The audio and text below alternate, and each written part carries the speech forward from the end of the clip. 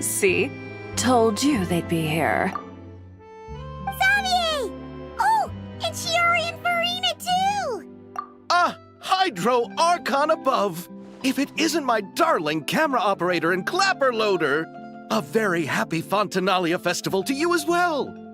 I'm guessing you came back to celebrate with us? Yep, and help out too! Even though the last festival had some unexpected hiccups, making the film was still super fun. Since you're all here together like this, you must be planning on entering the competition, right? Of course! A celebration of the entertainment industry. No one who's anyone would choose to sit this one out. It only happens once a year, after all. Fontaine Fashion Week might be more my speed, but the film festival brings in a lot of orders and boosts brand recognition, so I wasn't going to miss out either. A few new awards have been added this year, too. Best Director, Best Costume Design, oh, and Best Camera Operation. Ooh, sounds like we've got work to do. Come on, tell us! What's Musketeer Pictures film gonna be about? Oh, about that. What's wrong, Xavier? What's with that look? Oh, man. You weren't scammed by some shady investor again, were you? No, even I'm not naive enough to fall for something like that again.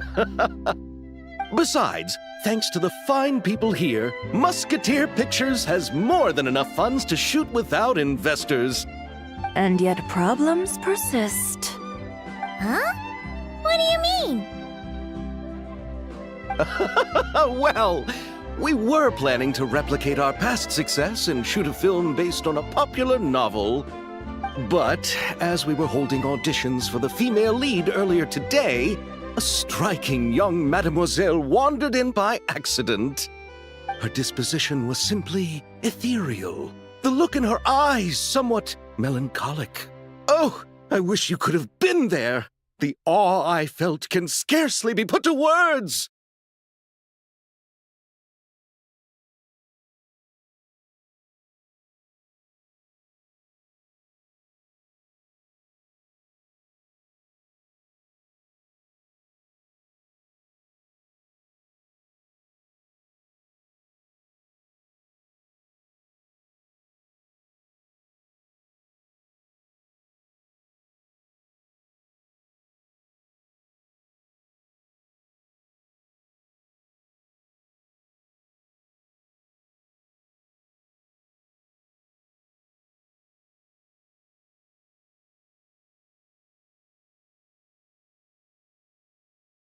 You had to be there, friend.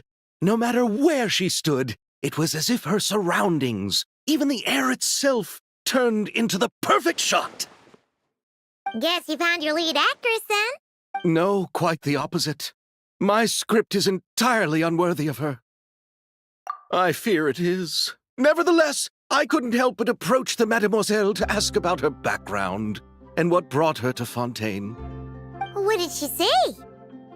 Sadly, she said her best friend was gone. After return, friend was from them better. Oh, no wonder she looked sad. Yes, but that's when it struck me. Why not cast her as the lead in a film centered around her search for this old friend? Huh? You're gonna rewrite the whole script? But is there even enough time? Isn't the prep work super complicated? We might not finish. Think think about the difficulties we faced with the Two Musketeers. We had to start from scratch back then, too. I'd say we're ahead of the game this time. Guess so, but Don't worry, Paimon. Chiori and I have evaluated the proposal, and we support Xavier's decision. I won't really need to start on the costumes until the cast is finalized, so it's not too much extra work for me. Oh, fair mademoiselles. How can I ever thank you? Finishing the script would be a start. You know, compared to a commercial popcorn flick, I do prefer the idea of shooting a more artistic film. One that leaves a profound and lingering impact in the hearts of the audience. I agree. True trendsetters are the people who dare to go against the grain. wow! Leave it to Director Farina to have a vision. Honestly, though, the artistic passion of everyone at Musketeer Pictures is inspiring. Anyway, now that we've heard so much about this lead actress, Paimon's gotta know who it is!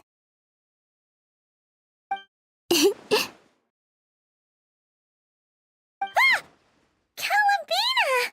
What are you doing here? Hello. I was just walking past when I heard you talking about me, so I came over. Huh? You know Miss Columbina? Of course! Wait a second. Does this mean Columbina is the actress who inspired the whole rewrite? Yeah.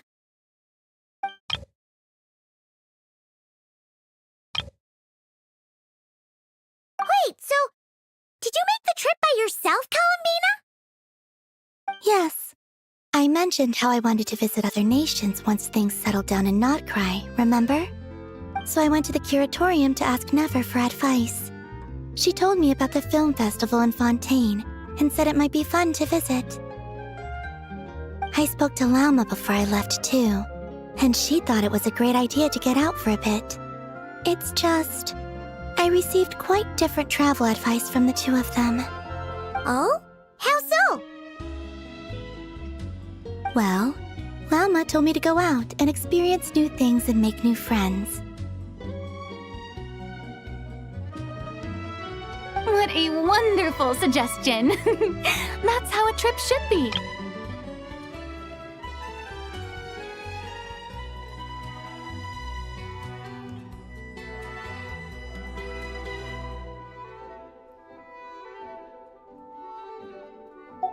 What about Nefer? She said, don't trust anyone and don't talk to strangers. Yep, that sounds like her. I can understand that too. It shows this Nefer cares about you a great deal, Miss Columbina. Yes, so I plan on combining their advice. All I need to do is turn strangers into friends, and then I can talk to them. Huh. That kinda makes sense, but also not. Hey, Chiori. Oh, look who's back. Happy Fontinalia Festival, you two. Oh, looks like we have a superstar in our midst. How about an autograph, Big Shot? Haha, very funny.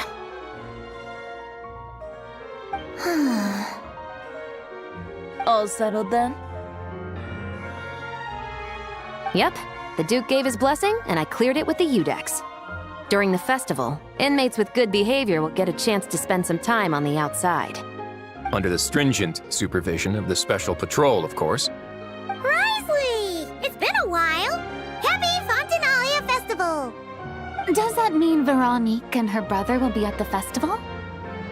During a specific window of time, sure. Doesn't hurt to give the inmates something to look forward to. A little sun'll do them some good, I think.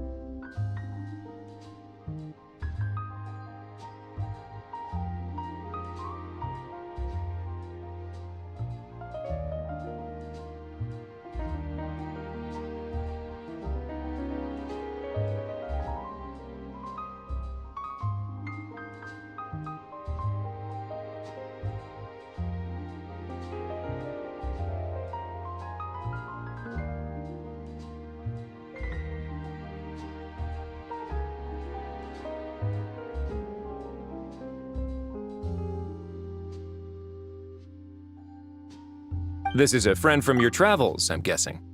I thought I heard something along those lines. Right! We should make some introductions, huh?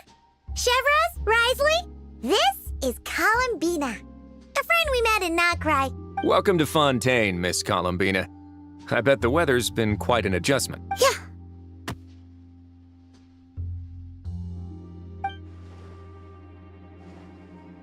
And not the good kind, I take it. No, I quite like it. It's a lot warmer than Notcry. Then what was the punch for? Oh, should I not have done that? The flowers that bloom here are so vibrant, and the people are so kind. I just wanted to become friends as fast as possible. Ah, so that was meant as a gesture of friendship. Is that right, Miss Columbina?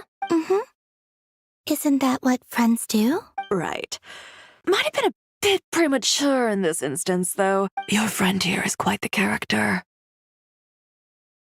Good thing we said something. You weren't seriously gonna go around punching every single person in Fontaine, were you? No, just the ones I wanted to be friends with. That's not... what Paimon's trying to say is... If you say so. You're quite the character, Miss Columbina. So, are we friends? Of course. Any friend of the Traveler is a friend of mine. Yeah. Oof.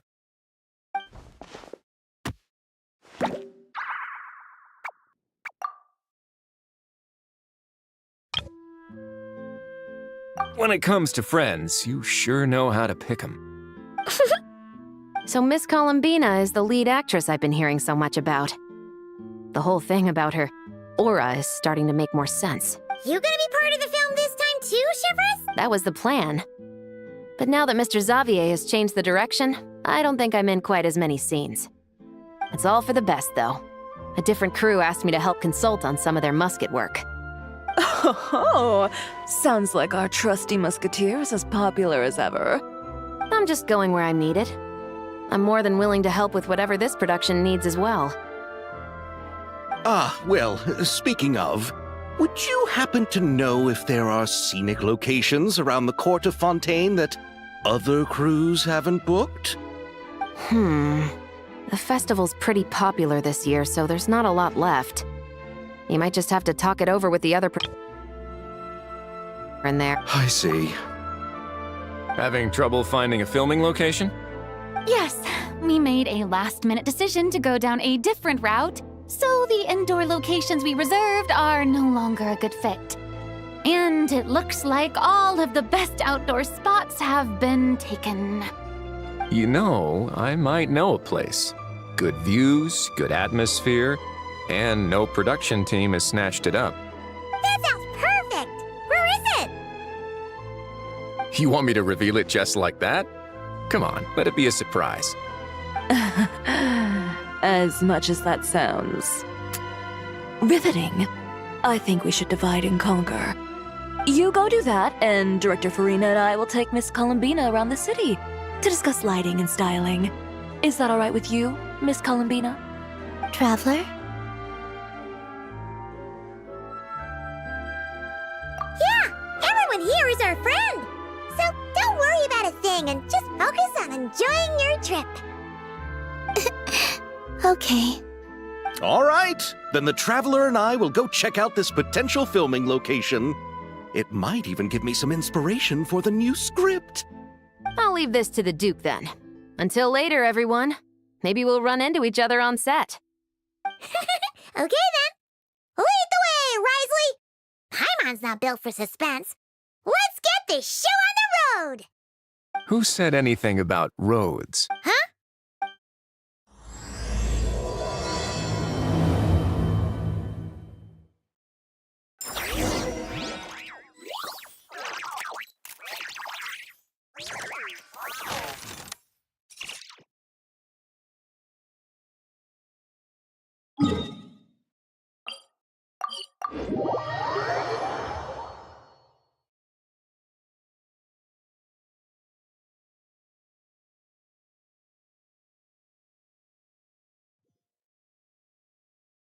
No way!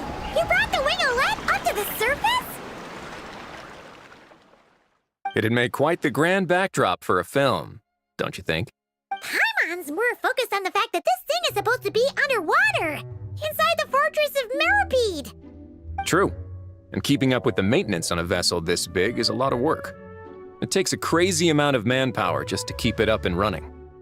Oh, Paimon kind of thought it just sat there until you needed it. I wish it were that simple. The truth is the maintenance costs on this thing are substantial, so we decided to rent it out during the festival to earn some extra mora. Besides, the inmates are the ones who keep it in good shape. Seeing the fruits of their labor put to use is a good form of social rehabilitation for them. Huh, you've really thought this through. What you think, Xavier? Is this a good place to shoot? Ah, I've got it! Good messieurs and mesdemoiselles, I've got it! Gonna take that as a yes. The beginning is the hardest part, and the opening of this film has been eluding me, but now I know just how it should start. Glad to hear it. Thanks for bringing us here, Risley. Don't thank me just yet. Huh? Not a done deal as in someone already rented it out? This person isn't affiliated with the production team. The rental fee was high enough to scare off plenty of other film crews, but she didn't blink. Made quite the generous offer, and didn't even attempt to haggle. Do you know what she plans to use it for? I'd like to at least have a rough idea before going into negotiation. I didn't ask for the details, but I did see what looked like a fishing permit and a business license on her desk. My guess is she's planning on using it for some kind of restaurant or aquarium. A floating restaurant is sure to attract people, but an aquarium sounds cool too. The winglet might not be under my command right now, but it's always nice to see her admired. A film is sure to drum up some good publicity as well. I do hope we can work something out with the current captain. Well, guess we should head over and talk things out then. Best of luck.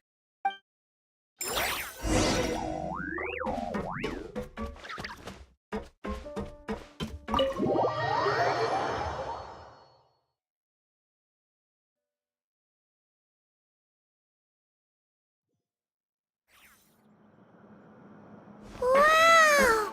The winglet seems even bigger up close. The rooms are so spacious. Wonder who rented it out. Hello? Anyone there? Perhaps the captain had business. Why rent such a massive boat just to have it sit here? Anyone there? Seriously? Right now? What is it gonna take to get some decent Sleep around here. Is a nap too much to ask for? Sorry, the aquarium's closed for the... Huh?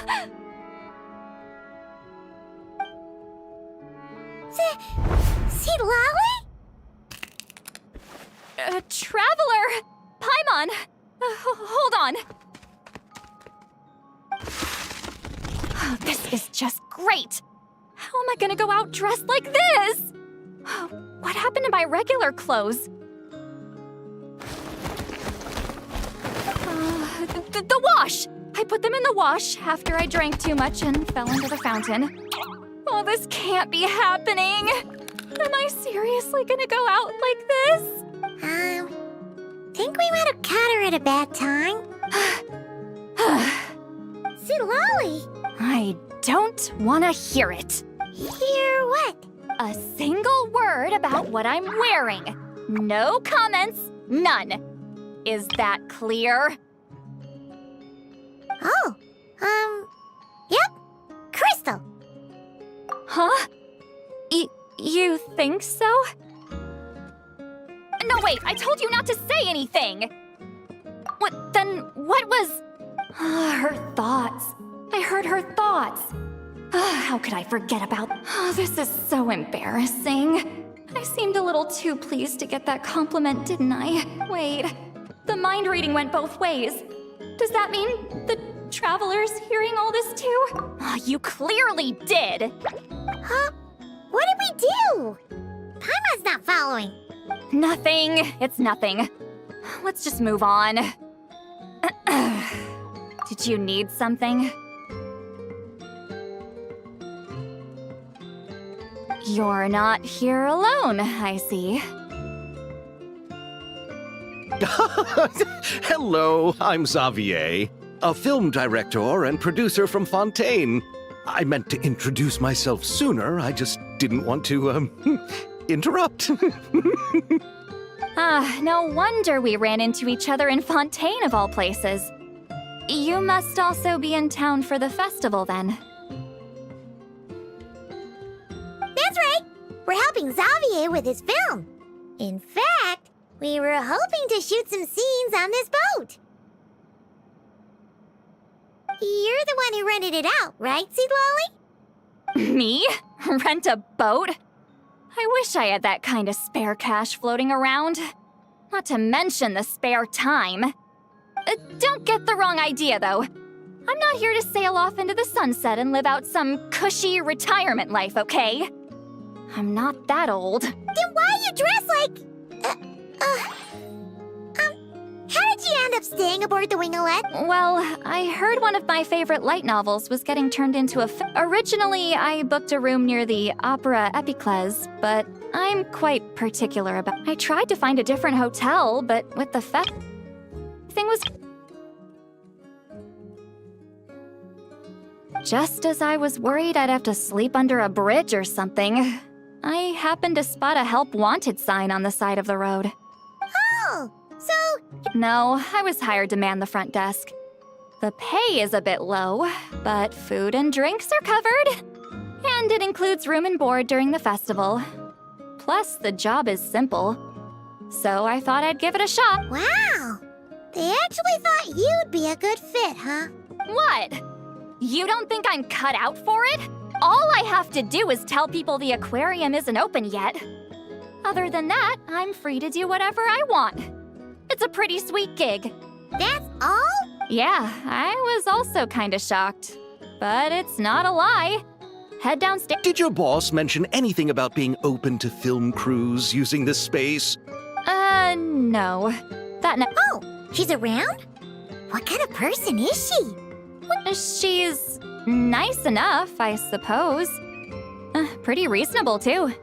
Even offered for me to move to a bigger cabin if I was too cramped.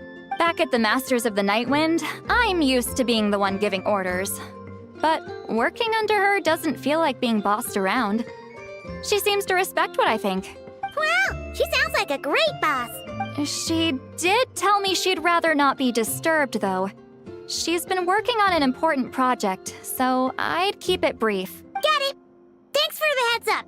All right, the captain's quarters are this way. I can take... Wait. But I'm wearing... whatever. I doubt she'll care. Just follow me. Miss Guillotin?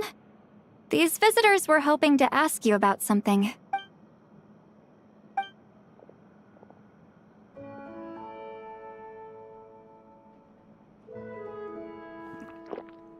I thought I said to limit the interruptions. Just tell them the aquarium is still...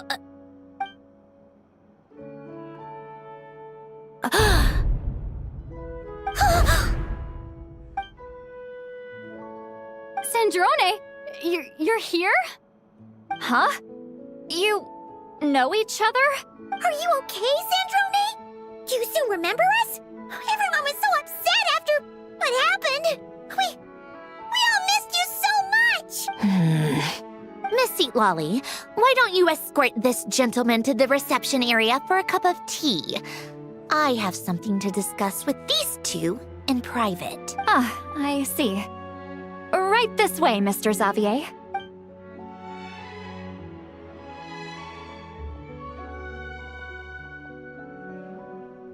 Sandrone?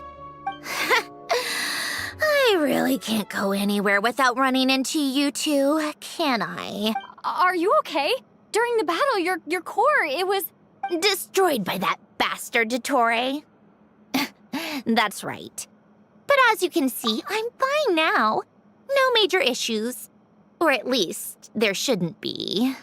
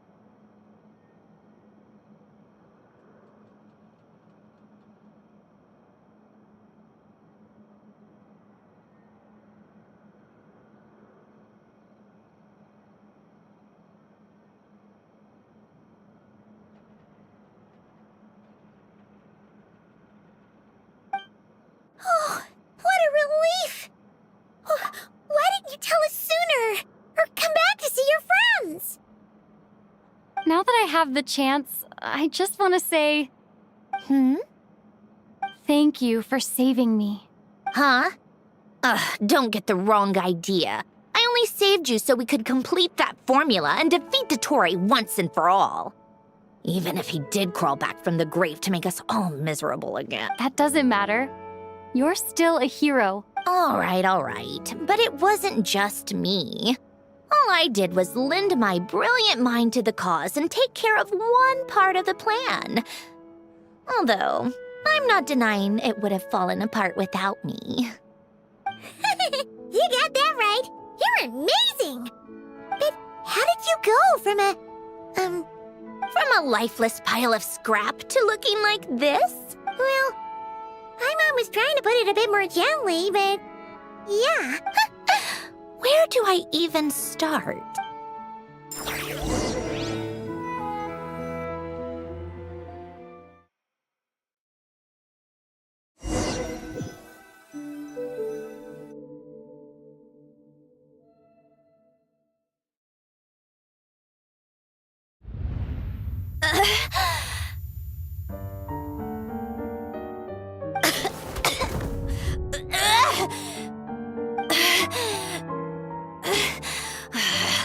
Curse it all!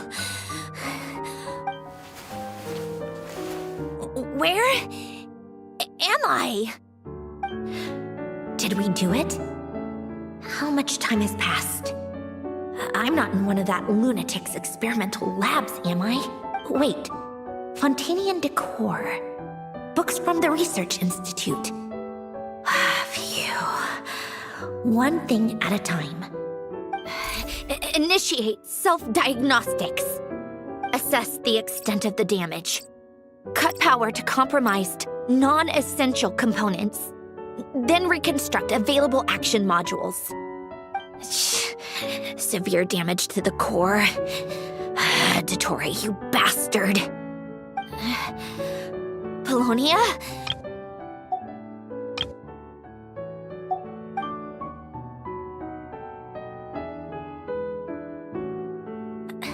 Polonia, wake up! Activate! You're in even worse shape than me. Internal gears and energy circuits are barely intact. Extreme damage to the core, just like me. Rebooting is off the table. Even if I could repair the damage, I don't know if... You used up all your critical energy in those final moments, didn't you? To protect the core of that guy in the hat, and the numerological array. Wait, the array. Yes! The prototype is still here. But can I even run it in this state? Whatever. I have to try. I just need to confirm one thing. Activate the numerological array. Connect the computing core to my body. Just like I thought. It needs too much computing power.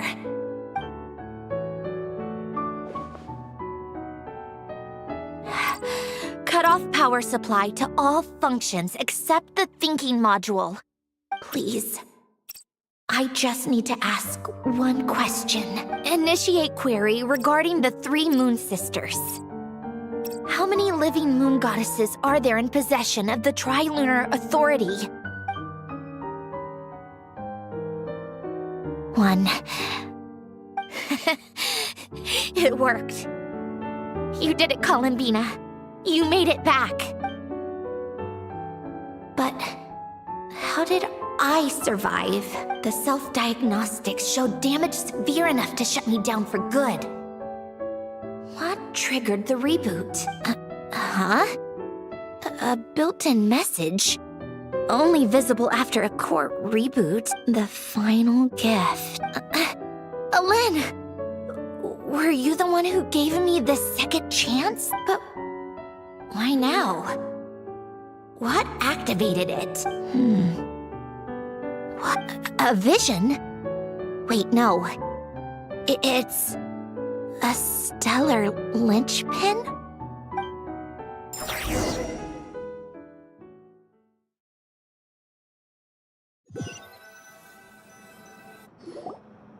A stellar linchpin?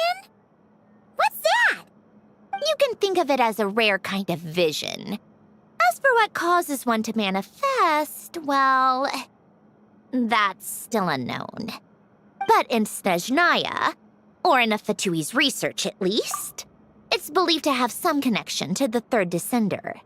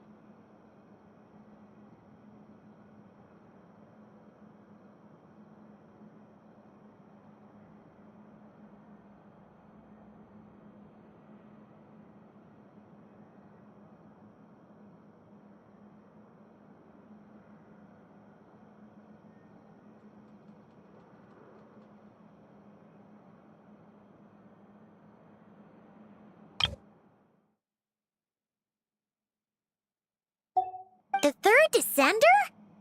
We knew his remains were used to create the Gnosis, but this is the first we're hearing about a stellar linchpin. You knew about the remains? Right, of course. Look who I'm talking to. Yes, the heavenly principles used the remains of the third descender to create the 7 Gnosis as a means to consolidate the Archon system. Visions result from that same system, so extrapolating from there, it's clear that the manifestation of a vision is also, to some extent, related to the third descender. Still following?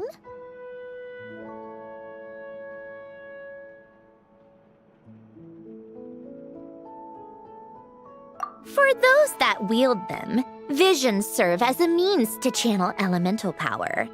The same is true of stellar linchpins. The difference is that, when wielding elemental energy, stellar linchpin users often exhibit a unique kind of power that seems to come from beyond to that. It's believed that, when a stellar linchpin manifests, impurities from the remains of the third descender get fixed in place. Hence, the name. That's also believed to be the source of the strange power I just mentioned.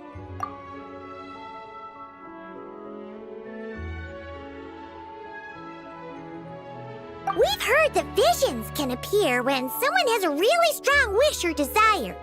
Stellar linchpins sound kind of similar, so does that mean... Huh? Oh, don't look at me like that. I've never had any grand wishes or aspirations. Just a list of things that drive me up the wall. So if you're asking why this thing appeared, I have no clue. All I know is that without it, the gift Elen left me, this built-in second chance, never would have triggered. The damage to my core was too severe.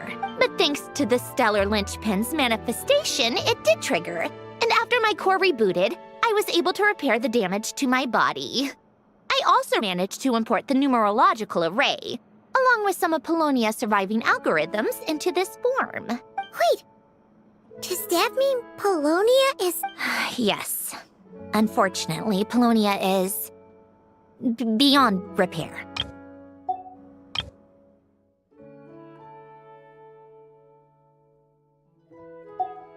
Oh, we're so sorry to hear that. But you also mentioned something about a final gift? Yes. Alain often spoke to me about wishes and desires when he was alive. I suppose he thought there might come a day when I wished for something, and was willing to sacrifice my own life to fulfill it. So he left me a chance to start over. No, never. Alain once said I was his proudest masterpiece. That might sound boastful coming from me, but it's also an undeniable fact. After Alain died, I started studying how Polonia and I worked. Polonia is essentially a computational machine, so it wasn't difficult to figure out the mechanical principles there. But own structure, that's when Alain, the Lord Artificer's true greatness, struck me once again.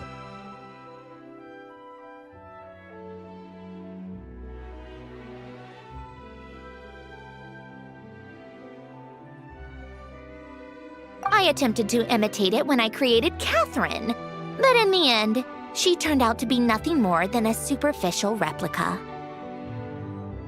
What?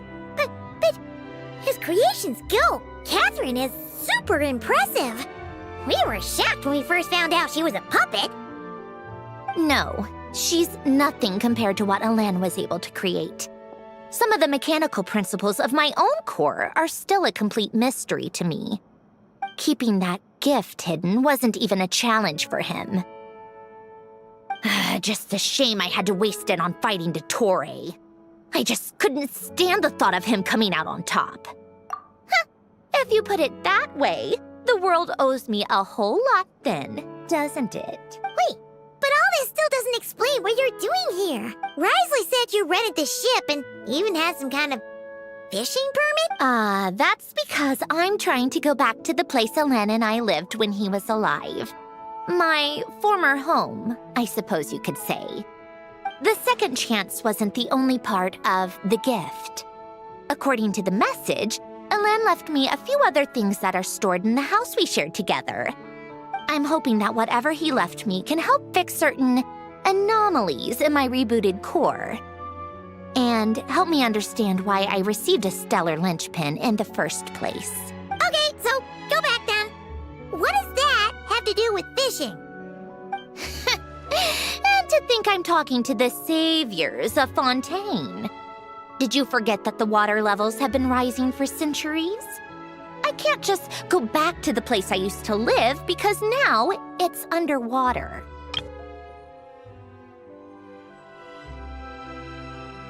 Oh, right. With the rising water levels and changes in terrain, it's not just a matter of finding where it is, but also clearing away any sediment or debris. But Fontaine law prohibits unauthorized individuals and organizations from excavating underwater ruins. A Melazine caught me the minute I even made an attempt. Why not apply for authorization then? And face the endless slog of Fontainian bureaucracy. No thanks. Besides, I'm a Fatui harbinger. The diplomatic implications alone would be enough to give the gestionnaires at the Palais Mermonia a headache.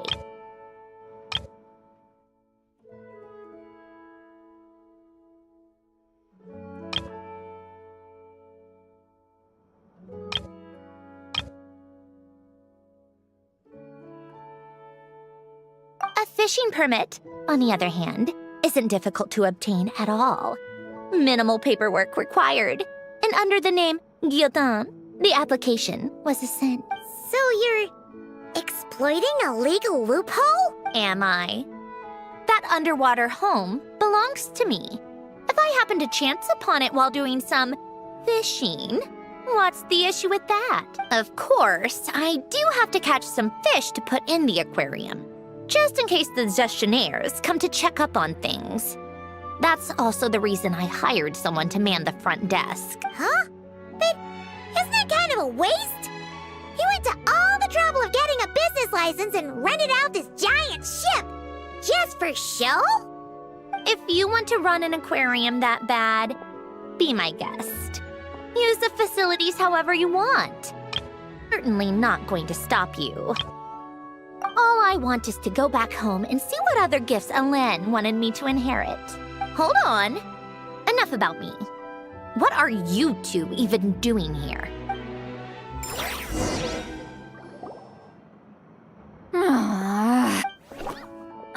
Seriously?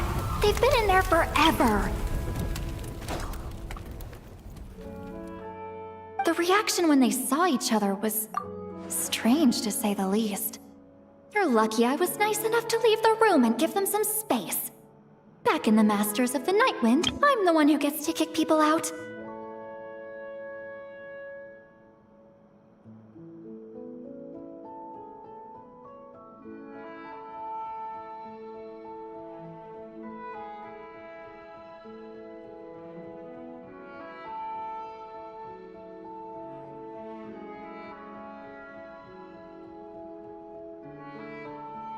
I just want to know what they're talking about. Should I cast a little eavesdropping spell? Oh, no, what am I thinking? I'm Granny Eats. This is just ridiculous. Making me wait out here for so long? Where's their respect for their elders? Ah, here they are. Were you back there arguing or something? What took you so long? The two of you are already acquainted with Miss Guillotin, then? Oh, yep. But don't worry, we got everything sorted. Sandrone agreed to let us shoot on the ship, but it has to be when she's not here. When she's not here? That's right. You'll excuse me if I didn't exactly ask for this little reunion. I wasn't planning on seeing anyone. Like I said, my core is severely damaged. Even with the gift, there are anomalies that are making things unstable. I don't even know if I can continue to function without issues. So the priority is to fix these anomalies and get answers to my own questions. Then, I can see the people that need seeing. Anyway, just let Sandrone know when you plan to film Xavier, and she'll, steer clear. I do hope I'm not causing Miss Guillotin too much trouble. No! She just wants to keep a low profile for her own, complicated reasons. She doesn't want anyone else to know she's here. Understood. I'll be sure to keep that in mind. Oh, and see Lale? Huh? You mean Miss Guillotin? What does she want? Oh, please don't let it be about the pajama. What? The seventh of the Fatui Harbingers? Why are you telling me all this? I asked the Traveler about you, and I've decided it's best to be open in this instant. I can understand if you would rather not work for a Harbinger. Regardless, the room on the ship is yours to keep. You're an acquaintance of the Traveler, and I plan to honor that. Wait, she's actually nice? It's not a problem. The captain also worked for the Fatui, and he helped Natlan a great deal. We know that there are good people among your ranks. Besides, I've been around long enough to know what it means to earn one's keep. This isn't Natlan, and I don't expect special treatment. Besides, sitting at a desk isn't exactly backbreaking work. I appreciate that perspective, great shaman. Seat Lolly. Just call me Seat Lolly. That title makes me sound so... Well, Seat Lolly, the Traveler and I are looking for something, so we'll be heading underwater together soon. I'll leave the ship in your care while we're gone. Together? How often? Not too often. We're heading out in a bit, but I'll be available if you need something. You couldn't, go alone? I wanted to, but she was concerned about my physical well-being. so she offered to come with. Guess my mental well-being means nothing then. Huh?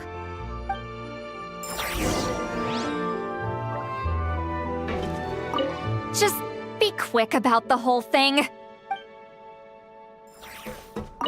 Miss Guillotin is so generous. We talked it over, and she agreed to let our crew come over. Miss Guillotin. Miss Guillotin.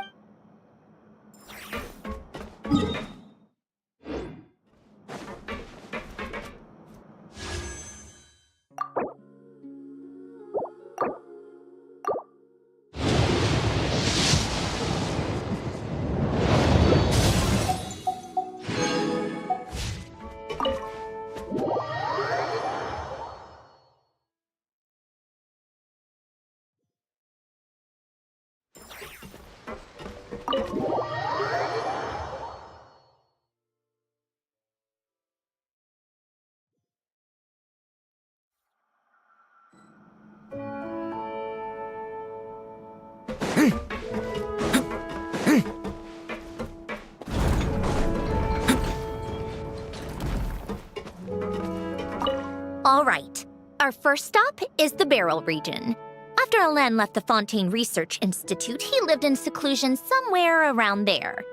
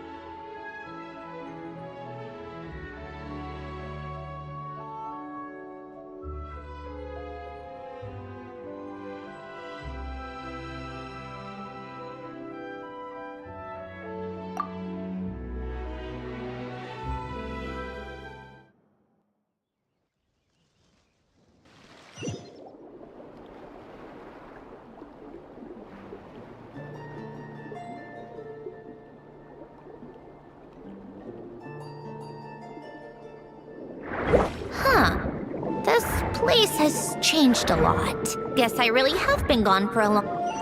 Let's look around and see what we can learn. Oh, and don't forget to catch a few to take back. We need to keep up appearances, remember?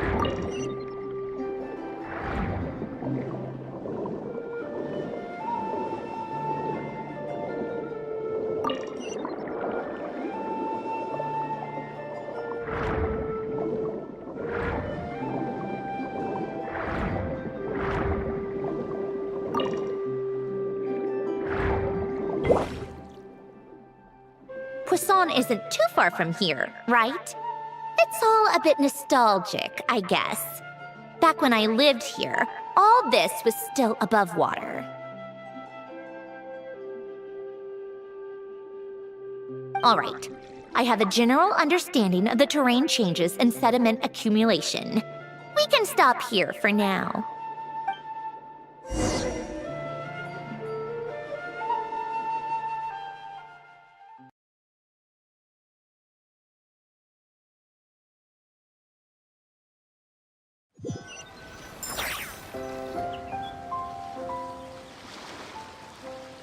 That went smoother than expected. I appreciate the help. No problem. You doing okay though, Syndrome? Seeing your home look nothing like you remember, that can't be easy. I'm fine. Times change. People change. That's the one thing you can actually count on. I made peace with that a long time ago.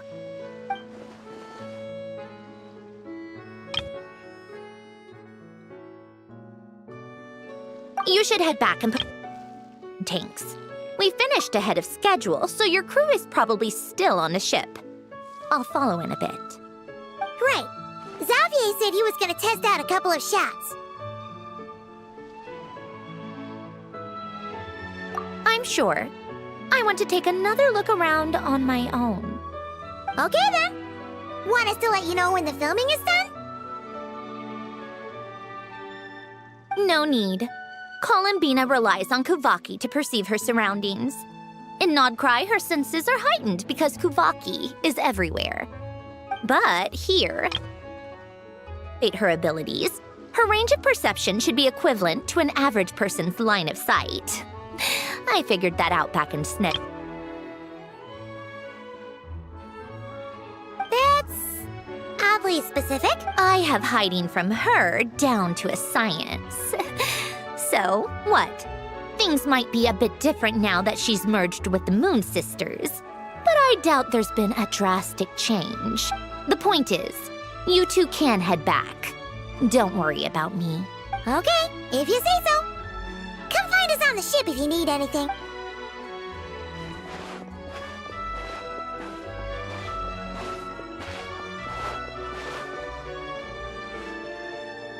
What did you leave for me, Ellen? Did you know I would come back? Or did you make it so I would have to?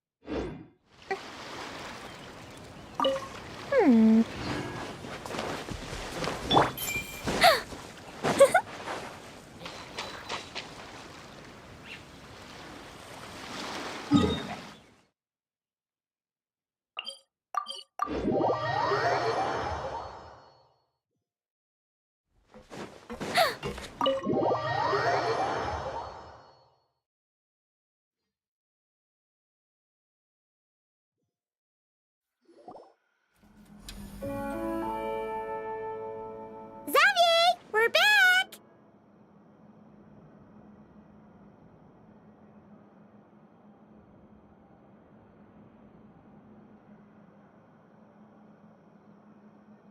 Shh! Quiet on set! They're filming over there. Oops, sorry.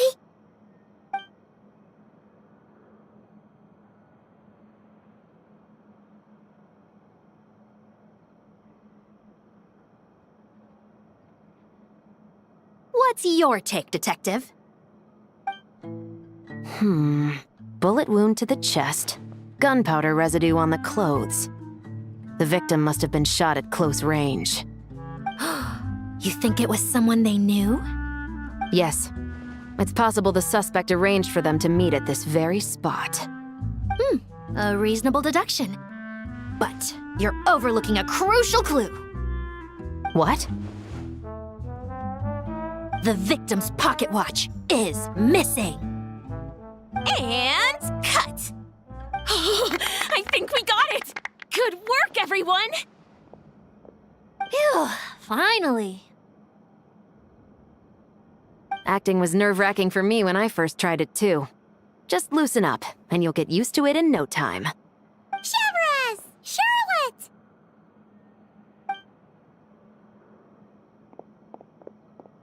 Oh, hello there, you two. You're filming here too? Oh, so Charlotte's crew must have been the one that asked you to help out, huh, Chevres? Yep. They heard about a potential filming location and wanted to come check it out. But when we got here, your crew had already beaten us to it.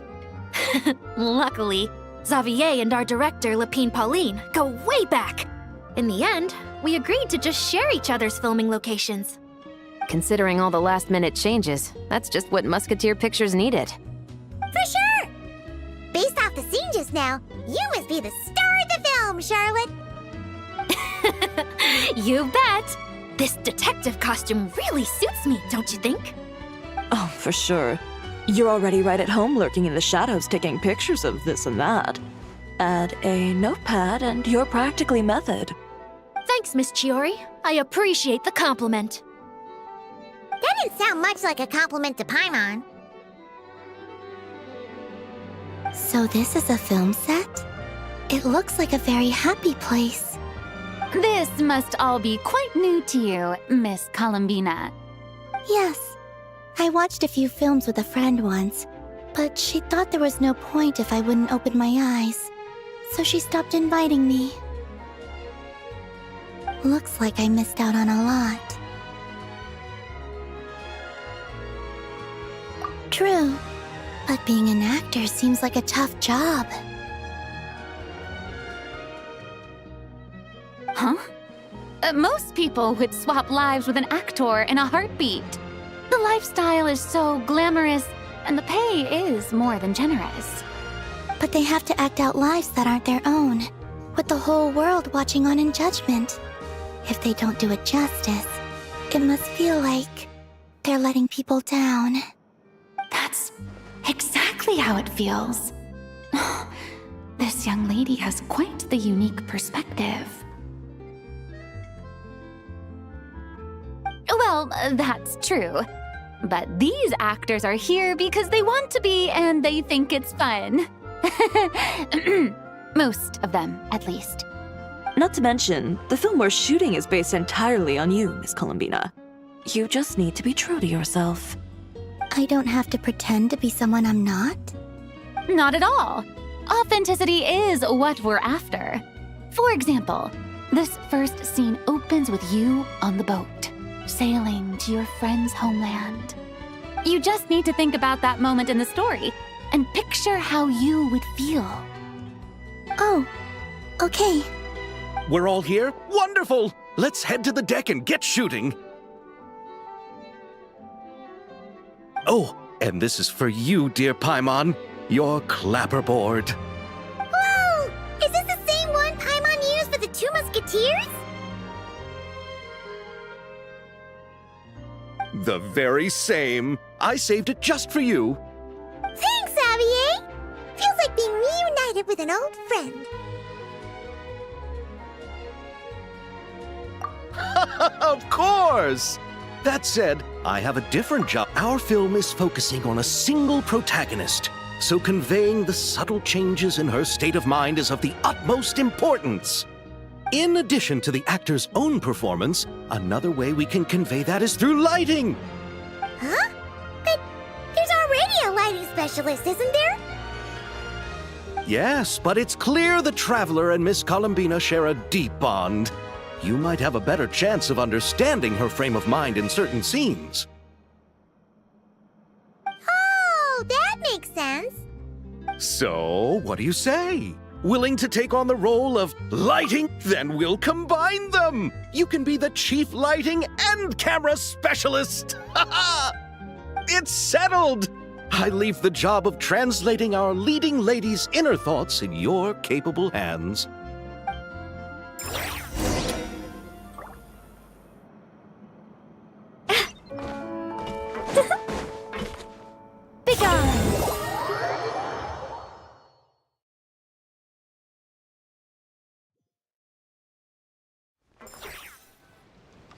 All right, without any further ado, it's time for production on... Turning it over to you once again, Director Farina. All right. Positions, everyone. Camera operator, clapper loader, get set up. Let me know when lighting is good to go.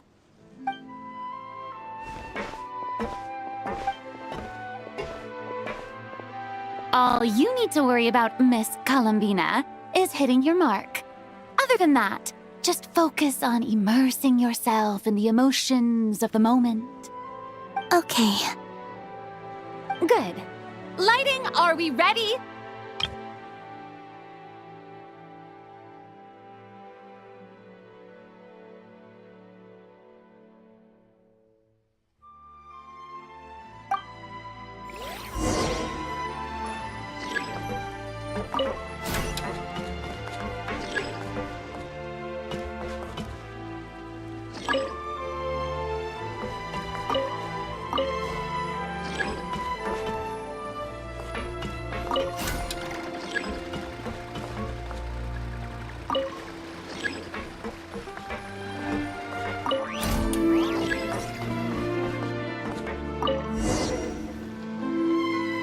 ready.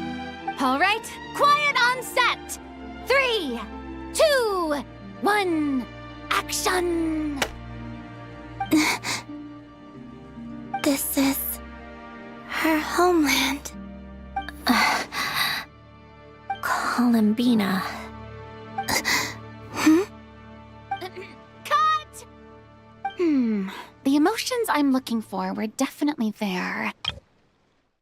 Keep it a bit more. Oh, but definitely keep that gesture at the end. I loved how real it felt. You looked genuinely moved. All right, if you're ready, let's go for another take. Miss Columbina? That presence. Sandrone?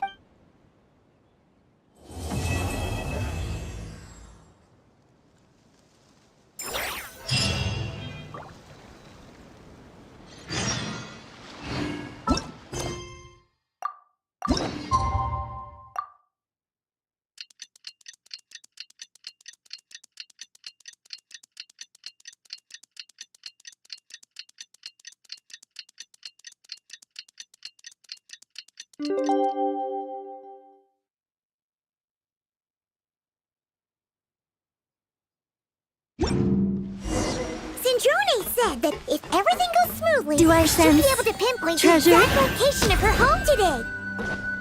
Let's head to the Wing of Light and meet up with her.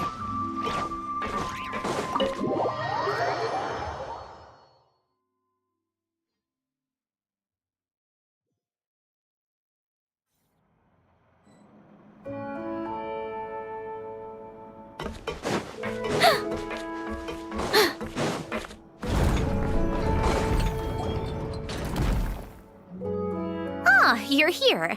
We should get going then. Xavier and the others should be filming soon. How's it going? Have you managed to figure out the location of your home yet? I've narrowed down a few potential locations. We just need to take a sample from each one. Once the equipment analyzes them, we should know the exact location and where to find the entrance. Great! We should get started then.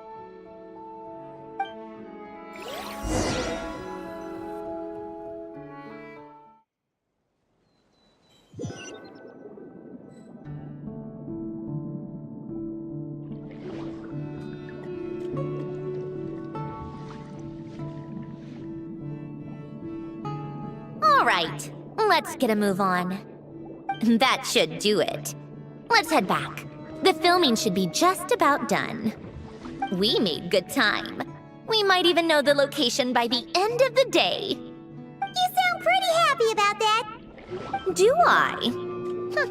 I suppose I've just had enough of these anomalies I've been dealing with. The sooner I can fix them, the better. Anyway, enough chit-chat. We have work to do. Oh, but let's head in through the side door. I don't want to run into the crew on the deck.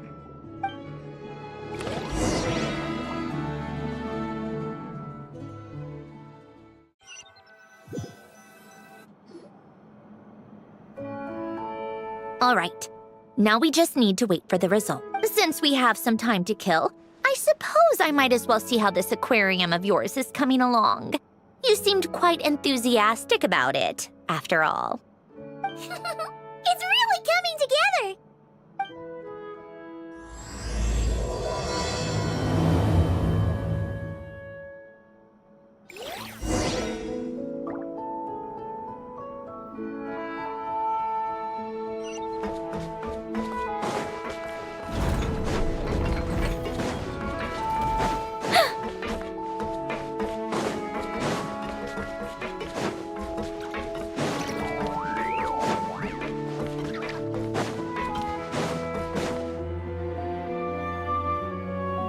Oh, kind of impressive, actually. These must be the ones we caught the first time we went underwater. Like it? It's fine, I guess. Nothing special. Come on! It sounded like you really liked it just now. You're that proud of it? Is this a sense of accomplishment or something? Well, yeah. And it's pretty. You know it's gonna be gone soon, though, right? What do you mean? After the festival, this ship will be returned to the fortress of Meropide. and this aquarium will be no more. So? So, no matter how much work you put into this place, once the festival is over, it's all just going to disappear. Not making the most of it when we have the chance is an even bigger win. But if you know it's all going to be gone one day, why even bother? Well, Because you still get to keep the things you gain along the way. And those are things that can never be replaced. Doesn't that make losing them even harder? well, if you put it like that, but the happy memories we make along the way last forever. You just have to take a more glass half full perspective. Not to mention, everything we do here is gonna be on film, so it'll still live on in some shape or form. And when you look back on it, only happy memories will come to mind. Exactly. So it's about finding joy in the process itself. A traveler! What's wrong with that? You say that like it's terrible news or something. A traveler! A traveler! You're back already? How did you get here? I didn't see you on the deck. Oh, never mind. We need to help Miss Guillotin hide ASAP. The crew is heading over here to shoot any second. What? They should be done by now. There was a mishap earlier that cost them some time. I was waiting on deck so I could warn you the minute you showed up. Anyway, you should head back to the captain's cabin right away. They're gonna be here any minute. Ugh. Finally! That's a wrap for the scenes on the deck. Wouldn't have taken half as long if the wind hadn't snapped our equipment in two. Uh-oh, too late. Change of plans then. You'll just have to hide. Hide? And where exactly am I supposed to do that? Oh, there's a box. Huh? You expect me to? Do I need my makeup done for the next scene too? For the love of... Let me see. Maybe just a quick touch-up. Huh? Traveler and Paimon? What are you doing here? I thought you took the day off to take care of something. Huh? Oh, well, it didn't take as long as we were expecting, so we came back early. What about you guys? You're still not done shooting for the day? No, we ran into an issue that, set us back. It meant Miss Charlotte's crew wasn't able to wrap either. We both still have scenes to shoot in this aquarium. Oh, that's... for several reasons. Let us help then. The sooner we wrap, the Thanks, you two. Miss Charlotte's crew can go first. Thanks, Director Furry. Of course. Philip, agreed. All right, place it. So, the story ends like this. But when Duke Saint Germanus departed, he clearly said that everything was beyond redemption. Huh? That sounds familiar. Wait, it's from that novel I came across while researching the numerological array. He's only a genius when it comes to mechanics, and everything else, he's just an ordinary person. Tch. Huh? What was that noise? Whatever, I'll just fix it in post. Miss Jacoba, please don't speak as if I were the accomplice. Not so hard. This box isn't sturdy enough for that. This is why I keep saying, don't put too much trust in Clockwork Mecha. Unlike humans, machines don't have a heart. A heart? That's right. It's what's on the inside. It's also referred to as someone's soul, or likened to free will. You can think of it as a person's core, what makes them unique. In general, though, people don't believe machines are capable of having a soul.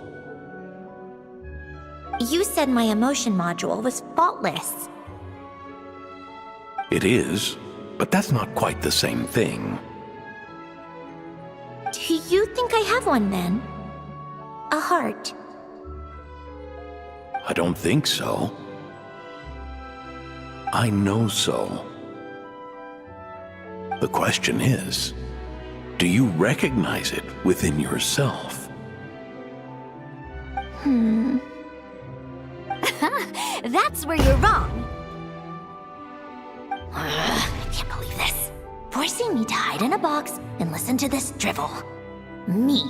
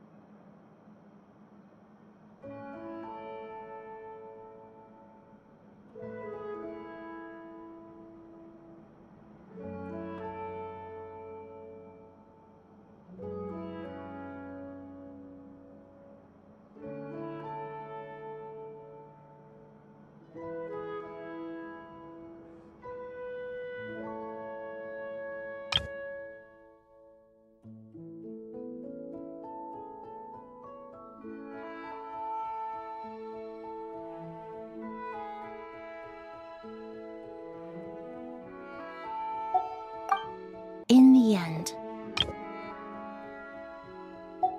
fish swim in crystalline spring. No matter how grand a dream is, it will fade away like this. Forlorn, wordless, silent. And cut. That was a long one. What did you think? If she makes them do another take, I'm going to flip a lid. And not just the one to this box. Oh, there were some weird audio things going on, but acting-wise, it was great. Perfect. That means I can get out of this. it's our turn. Camera operator.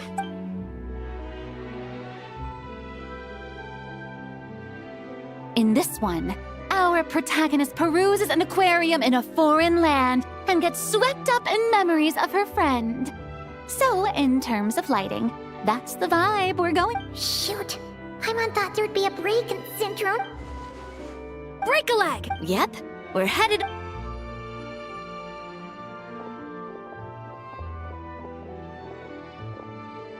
All right, quiet on set. We're about to. I think she would like this. Quick, we should roll on this. It doesn't forage with the others, or prey upon its smaller kin. Instead, it remains where it is, cradled in the coral's quiet beauty, as though the raging cyclones above are of no consequence. And yet, she still stood before the cyclone in the... So I think that story has it wrong. She is no different than us. She has a heart. Columbina.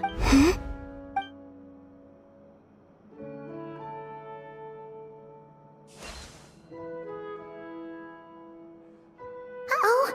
Is she onto us?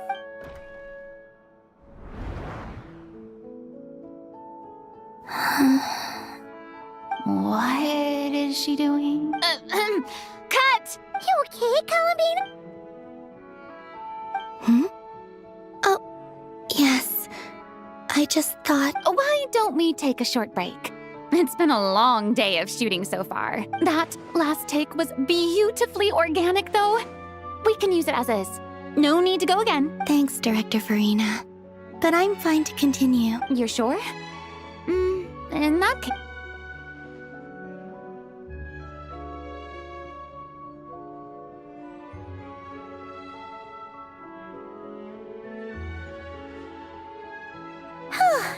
We're in the clear this time. Ugh! Absolutely suffocating. You okay, Sandrone? Right as rain. Come on. Let's go check the test result. It's time for me to go home.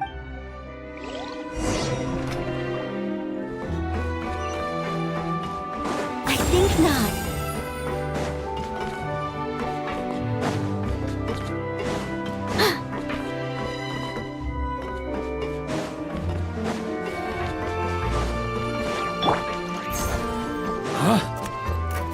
on me!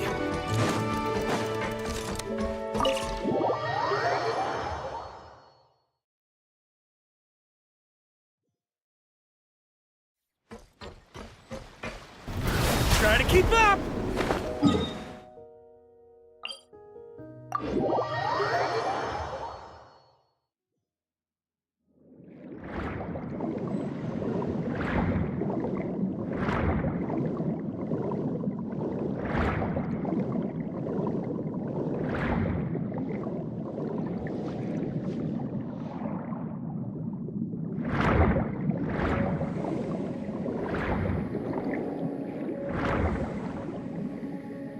All right, it should be around here. Give me some space.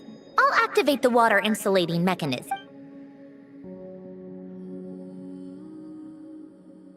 The what?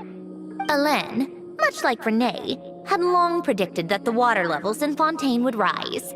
Thanks to his expertise in mechanics, he was able to implement a few simple measures to protect our home from flooding. I told him there was no need, that I would just move when the water rose too high. But it would seem he knew a day like this would come.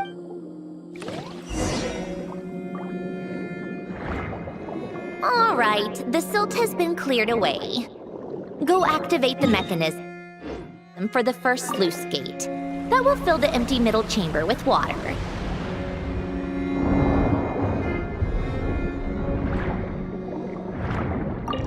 All right, now turn on the drainage mechanism in front of the second sluice gate, and this chamber will become empty once again.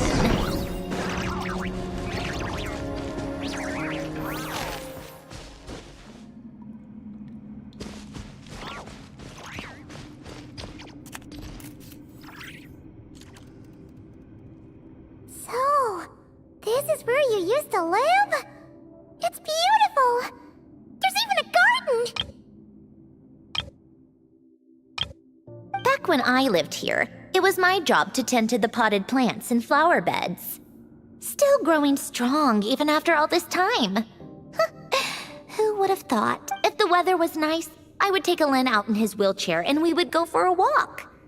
Before long, we started bringing Polonia along too. Come to think of it, I was the only one who could get around easily back then. Polonia always got stuck at some point, and it was up to me to launch a rescue mission. Happy. I suppose they were. Uneventful, but pleasant. Repetitive, but peaceful. It was like living in a world where time didn't exist.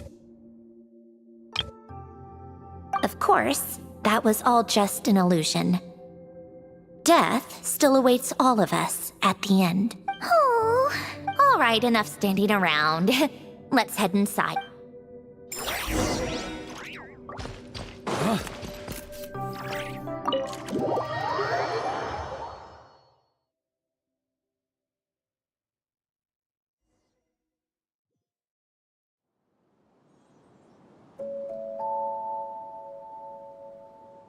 Yep, this place is exactly how I left it.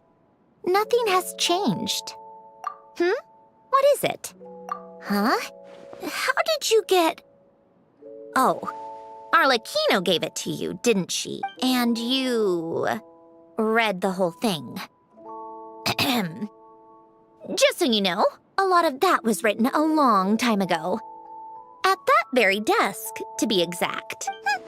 Anyway, since you've already read it, you should just hold on to it. I can always start a new one. Well, feel free to look around. I'm going to start looking for the gift Alain mentioned. Oh, but be careful with the stuff around here. I'm not saying you can't touch anything. Just try not to choke on the dust.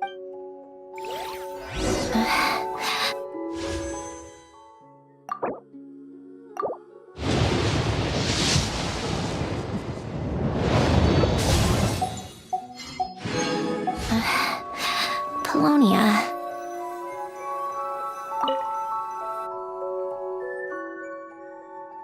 Oh, I played with these when I was little, during the first few months after I was created. At first, Alain and I would play together, but it didn't take long for me to become unbeatable. So, Polonia and I played together instead. Yeah, these look like Paimon's kind of games. Logic and math puzzles? Those happen to be my specialty. It's been so long. What do you say? Should we play a few rounds? Let's go with this one. The gears on the left are stacked from largest to smallest. The goal is to move them to the other side in the fewest number of moves. Just remember, you can't stack a bigger gear on top of a smaller one.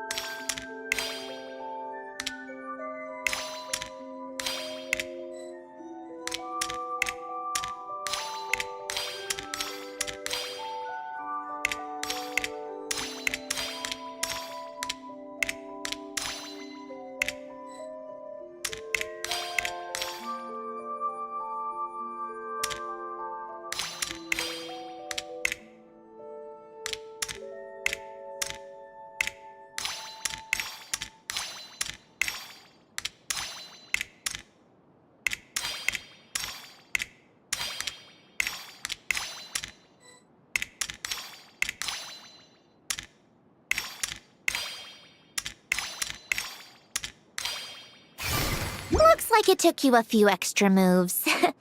My first attempt was the same. You'll get better with practice. Well, what did you think of the game? You showed quite a bit of promise, too. We should do this again sometime. There are other puzzles we could try.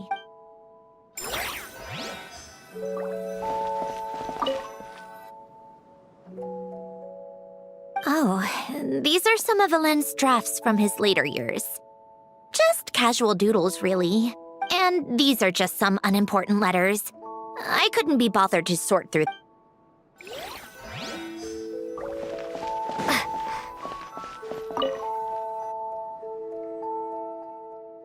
This was Alen's workbench. Later on, of course, it became mine. It's where both Polonia and I were brought to life. Before Alen was bedbound, this is where he would teach me about mechanics. Later on, when he got too sick...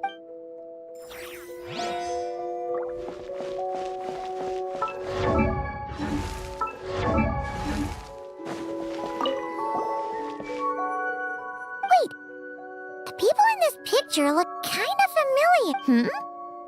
Oh, this was taken when Alen and Renee were both still at the Fontaine Research Institute. Before their falling out. In his later years, Alen would often sit by the fireplace and stare at this picture, wearing an expression somewhere between guilt and longing. He said he sometimes regretted not helping his friend when he needed it most, even if just to stop him.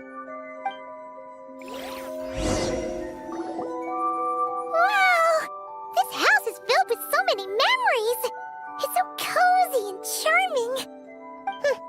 You should have seen it in its prime, when people actually lived here. A lit fireplace, a steaming cup of coffee. That's the real deal. You know, we also used to have a mechanical piano that Alain built. Oh, how chic! Alain never played it much. He probably wasn't able to at that point. But I managed to teach myself. Music theory is essentially math after all. Once you learn the patterns, it's not really that difficult. I love classical music. The chords and harmonies felt like individual mathematical puzzles. It was fascinating. So I did some composing as well.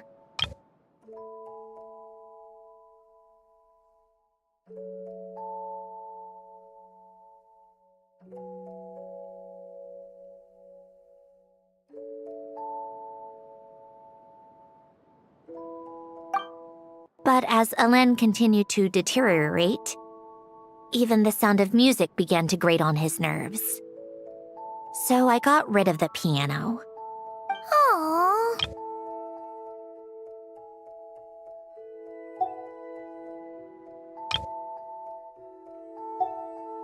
Back then, I assumed a piano was like an ordinary clothing rack, commonplace in every home and easily replaceable. It was only after I left that I realized how hard a good piano is to find. Enough about that.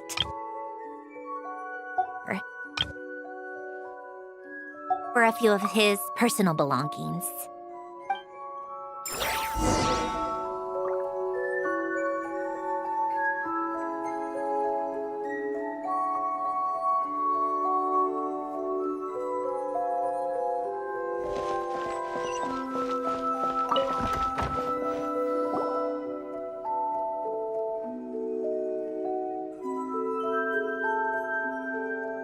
Wait, there's a hidden compartment at the back of this box. Looks like it's locked with some kind of gear mechanism. Knowing you, Alain, I'm guessing it goes like this. Got it. Am I a genius or what? Let's see here.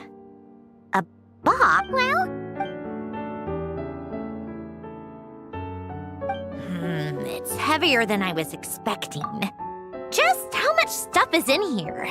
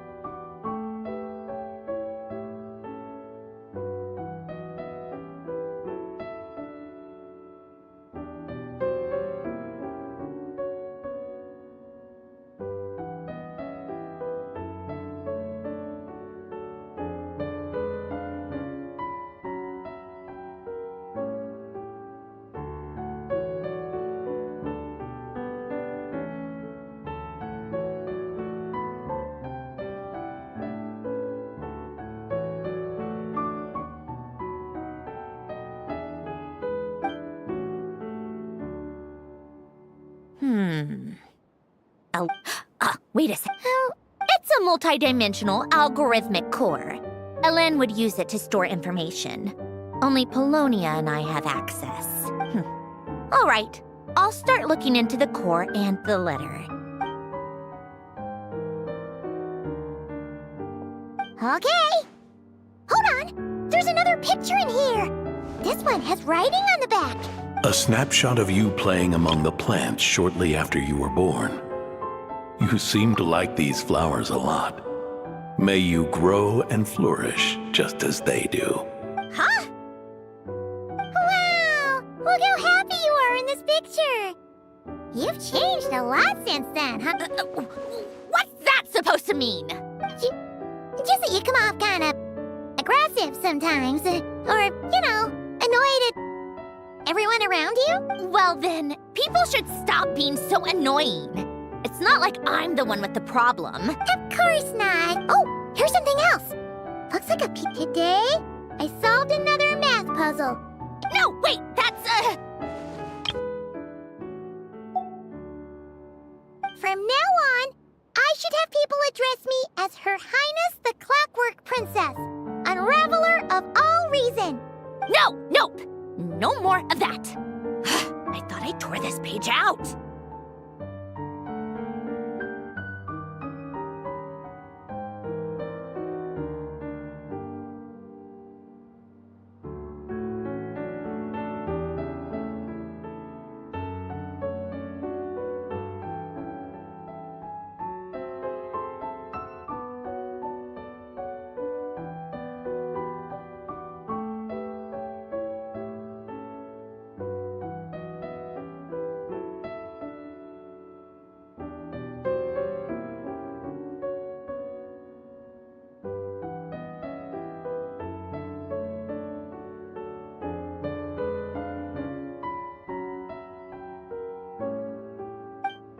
You wrote this? Then how did it get... Wait, there's more writing at the bottom. You seem to have developed a distaste for this particular entry, considering I found it in the trash. I'm sorry, but I could not help but hold on to it. Forgive me.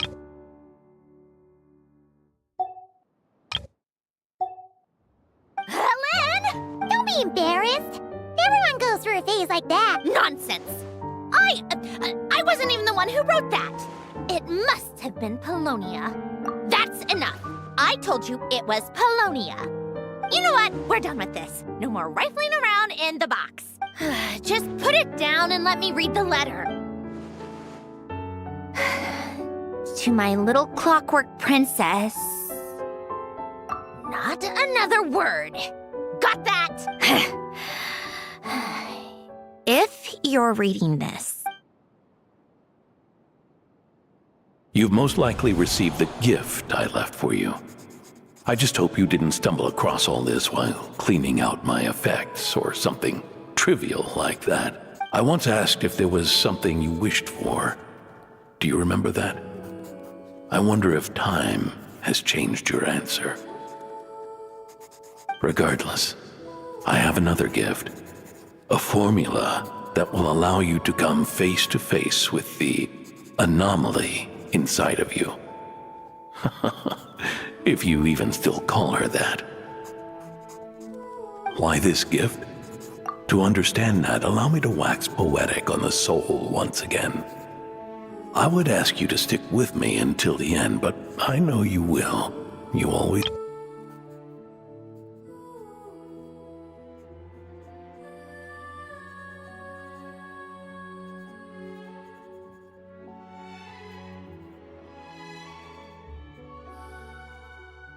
I believe a person should be born twice over in their lifetime. First, there's the birth that grants us life, then the birth of the soul.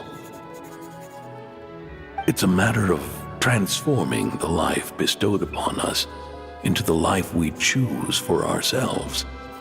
And to do that, we must look inward. We must make a conscious choice to define the meaning of our life, instead of allowing the happenstance of our existence to pass us by. This is the process of recognizing the soul that lives within us. You are my proudest masterpiece. I told you that long ago. But to me, you have never been a creation or a machine. To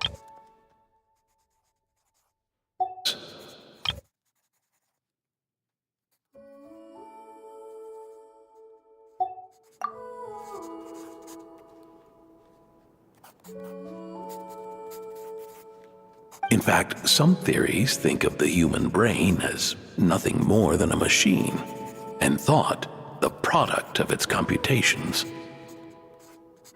So you see, perhaps we're not so different after all. Your inner machinery is just far more advanced than most. No matter how one looks at it, the heart is a complex thing. A place where logic and reason collide with our emotions. Your computational capacity allowed you to become sentient and develop logical reasoning. But it also granted you something that, on the surface, might seem contradictory: emotion. Emotions and logic often clash with each other, and those instances of discord can accumulate over time. That is the source of what you refer to as the anomalies within you. As you told me once, you've always known what you don't want, yet you've never wished for anything in particular. Similar to how a blind person can feel when a part of their body is in pain without being able to fully visualize its form, such is your relationship with your soul. So, what I leave you now is this: a formula that will allow you to see the shape of your soul. For if you want to protect your heart, you must first be able to recognize it within yourself. Of course. Whether you use it is entirely up to you. You are, and always have been, free to do as you wish. Regardless, whether by my formula or some other means, I trust you will know your heart one day. You always were a fast learner. And the smartest person I've ever known. Ellen. Oh.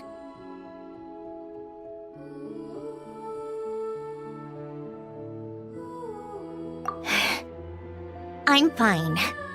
I've already figured out how this formula works. Let's get out of here and then we can use it. You made up your mind already? You're gonna do it? Why wouldn't I? Resolving the anomalies within my core is the reason I came here in the first place.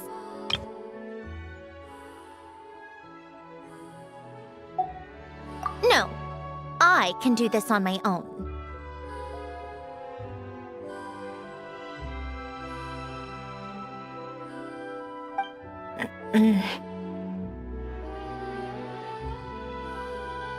But, do you want to watch?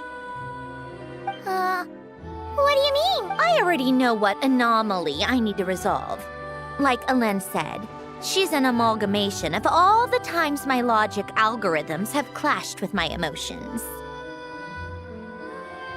And I resolve. Yes. But if you, let us in like that, wouldn't that mean letting us see a bunch of your, you know? If what Alen said is true, then I'm about to be, born. Besides, you already read my whole diary. When it comes to keeping my innermost thoughts to myself, well, I think that ship has sailed. You're really sure about this? How many times do I have to say it? I finally let you in as, friends, and you want to question it. I'm not gonna offer a second time. Enough with the mushy stuff. Just follow me.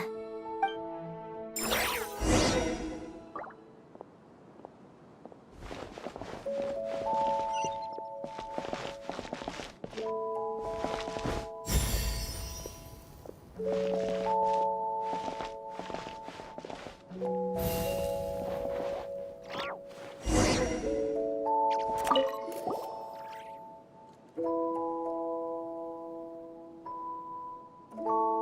right. With the numerological array, I can construct a simple formula that will allow you to experience what I see and hear in real time. Oh, just like St. Lolly's scent-sharing technique. Been there, done that. Sounds like that shaman has some tricks up her sleeve. The arcane and the mathematical are both fundamental laws of this world. Being able to achieve a similar result through both isn't surprising. Anyway, let's get this show on the road. But no comments from the peanut gallery, okay? I know I offered, but I still don't want any interruptions.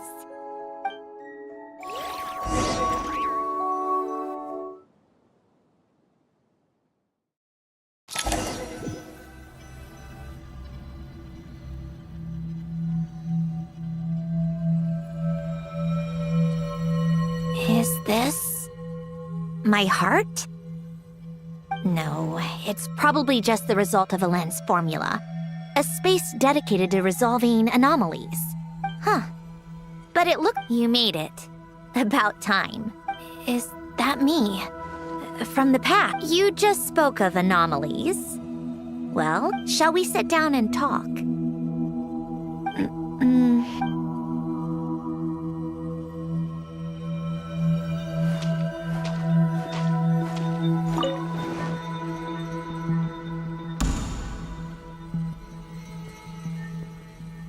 That should do it. Hello? My name is Alain Guillotin. Can you hear me? Brings back memories, doesn't it? The time we spent here. Here. I want you to have this. A notebook? You can use it to write things down. I don't need to write things down. I have unlimited memory. Even so, some things are more important than others, right? So you wish me to carry out a basic priority sorting operation? I suppose you can think of it like that for now. But journaling is also an act of finding oneself, much like we use wooden stakes to guide a plant to grow in the act of choosing what to forget.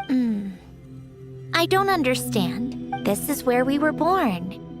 Where are life mornings of tending to the garden? Afternoons spent cleaning, reading, or studying. Evenings of cozying up by the fire, listening to Alain share stories about Alain. What is it? What are you drinking? Oh, this? It's coffee. It, makes me more productive. I want to try it. Oh, okay. Here. Bitter. Speaking of, why did you design me with senses? Taste, smell, touch. Well, I'm not quite sure. It just felt like the right thing to do. I suppose I hoped you might have a life of your own one day, and that you deserve to experience all life has to offer. Oh. Still bitter. But the smell is nice. I thought those peaceful days would go on forever. You know that's not possible. Maybe. But how was I supposed to know the end was just around the corner? That was just bad luck, was it? Well, it certainly became a pattern, now didn't it?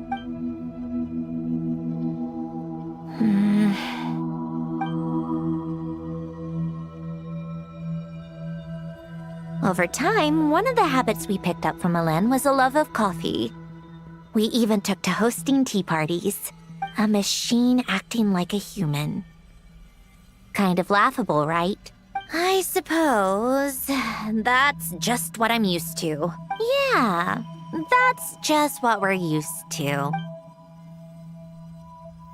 Hey, this place isn't half bad. Great spot for a party. More and more people seem to be showing up to my tea parties uninvited. anyone care to explain? Can you blame me?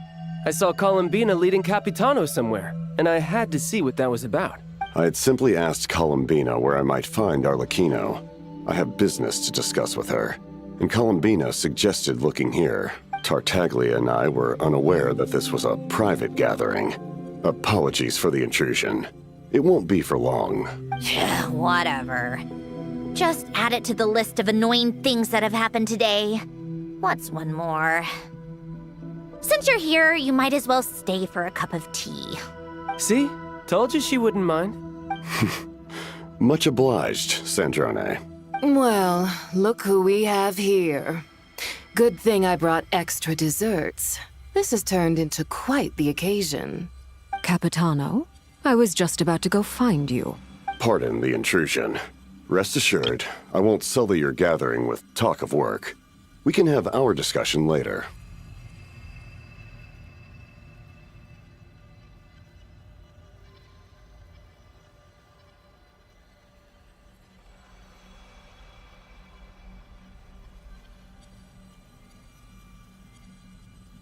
Spoken like a true gentleman. A certain unmannered 11th seat could learn a thing or two. You know, you really should start being nicer to me, Rosaline. Or I might just snatch that 8th seat right out from under you. I'd like to see you try. If you're gonna fight, take it outside. The only mess I plan on cleaning up is tea-related. I still don't understand how our quiet afternoon turned into such a crowded gathering. One by one, people just kept barging in. And then, one by one, they left without a word. Yeah, pretty annoying, huh?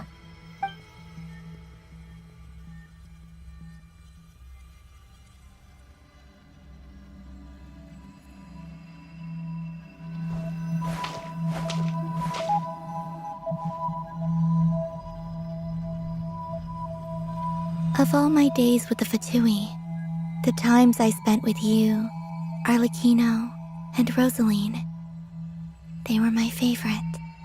Goodbye, Sandrone.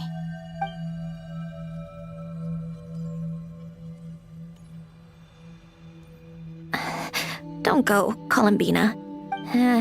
We should have just said that. Why didn't we?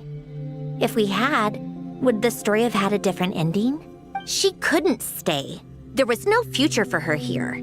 She would have just faded away. You're right. I suppose that's why you call me an anomaly. Every time you make a decision, there's a voice inside your heart. My voice, asking to contradict all logic and reason. Why didn't we make her stay? Is it worse to fight for something just to lose it? Or not to have fought at all?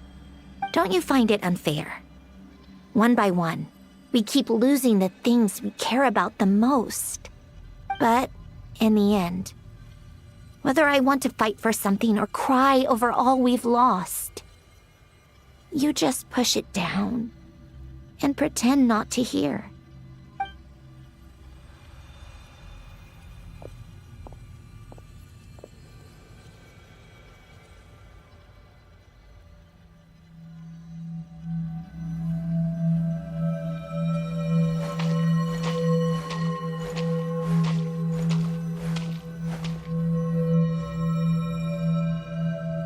And now, even Polonia, the other half of Helen's legacy, the last remaining member of our family, even Polonia is no longer with us.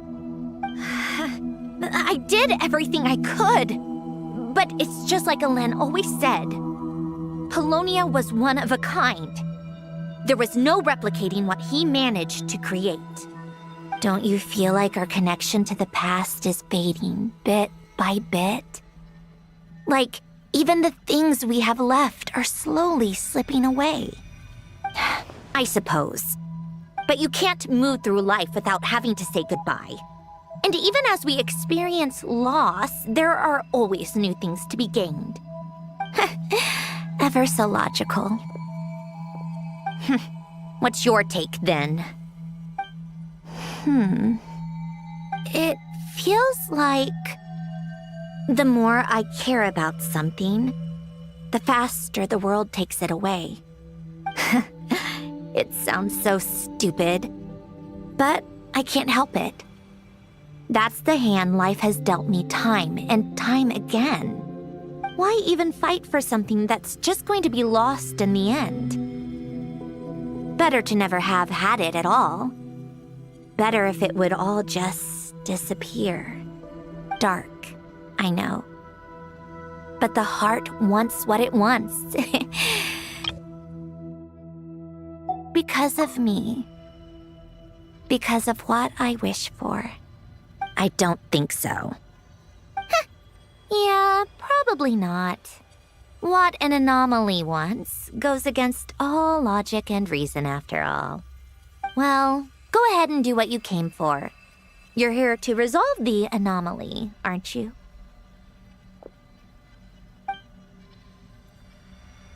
Yes. What's it gonna be? Keeping me imprisoned here like before? Or eliminating me entirely, like debugging a code? That might actually be a mercy. I don't care. I just don't want to experience the pain of loss ever again. Go ahead. I'm ready.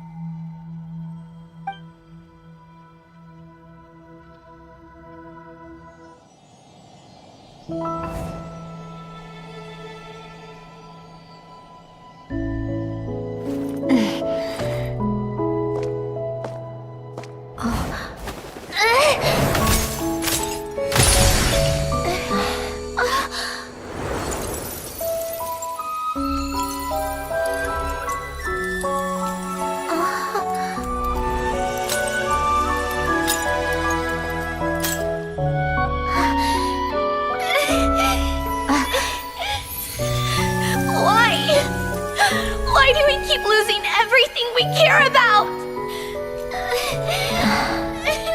I know it hurts, but that's life. I wish... I know. I've always known. Because we've been one all along.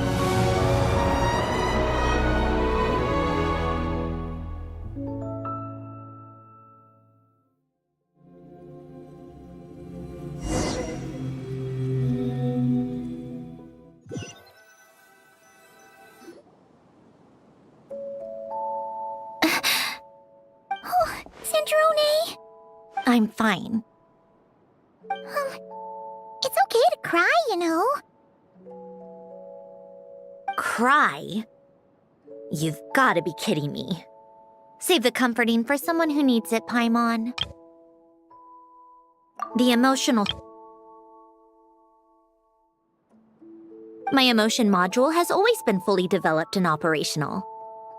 Elen tried to tell me that too. I've just chosen to ignore her voice all this time, I suppose. The aquarium? The old me took one look at it and saw something I would inevitably lose. So I stopped putting in the effort. Then, one by one, the fish all swam away, and the place became... Don't say that! A lot of people would feel the same. It just shows how much you care. Now? After seeing what you've done with the aquarium, I have to admit, I think it's beautiful. It's, like you said, we get to keep the things we gain along the way. And those are things that can never be replaced. Because we choose to hold them in our hearts. Well said! Besides, I've already died once. I'd be stupid not to make the most of this second chance. Right! Earlier you, or your inner self, mentioned something about her wish. What was it? You think that's something you can just ask and I'll tell you? Think again. I may have accepted my emotional self, but I'm not about to go all soft and mushy on the inside and pour my heart out. That said, taking a step in the right direction couldn't hurt. Starting with cleaning some old aquarium tanks of my own. Huh? Metaphorically speaking, I mean. Come on, let's head back to the ship. I need to talk to that shaman.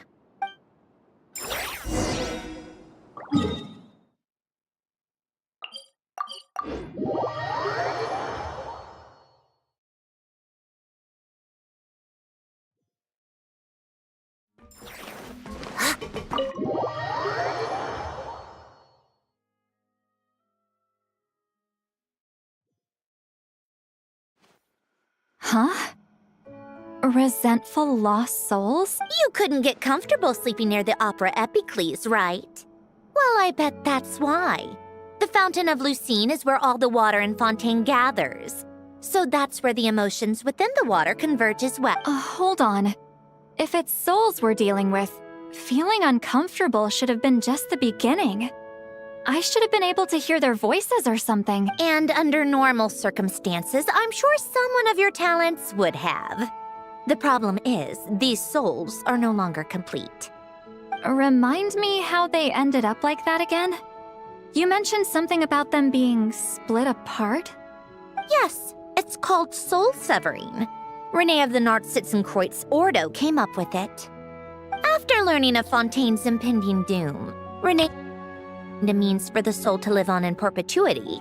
It might ensure the world's salvation. Unfortunately, his theory of the four orthants was imperfect at the time, and a failure along the way caused his physical form to dissipate.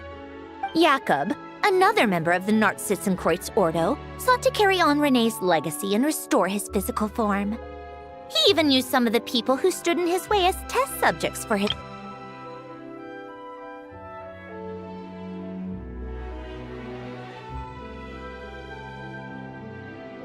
By severing their soul?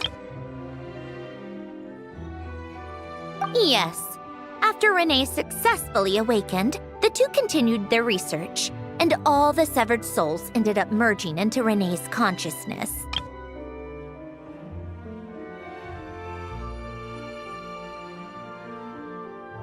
After you saved Fontaine by turning Fontainians into true humans, these souls returned to the ley lines, but the souls severed before Renee awakened had nowhere to go, doomed to forever wander the waters of Fontaine as listless spirits. Almost as if they exist outside the bounds of this world.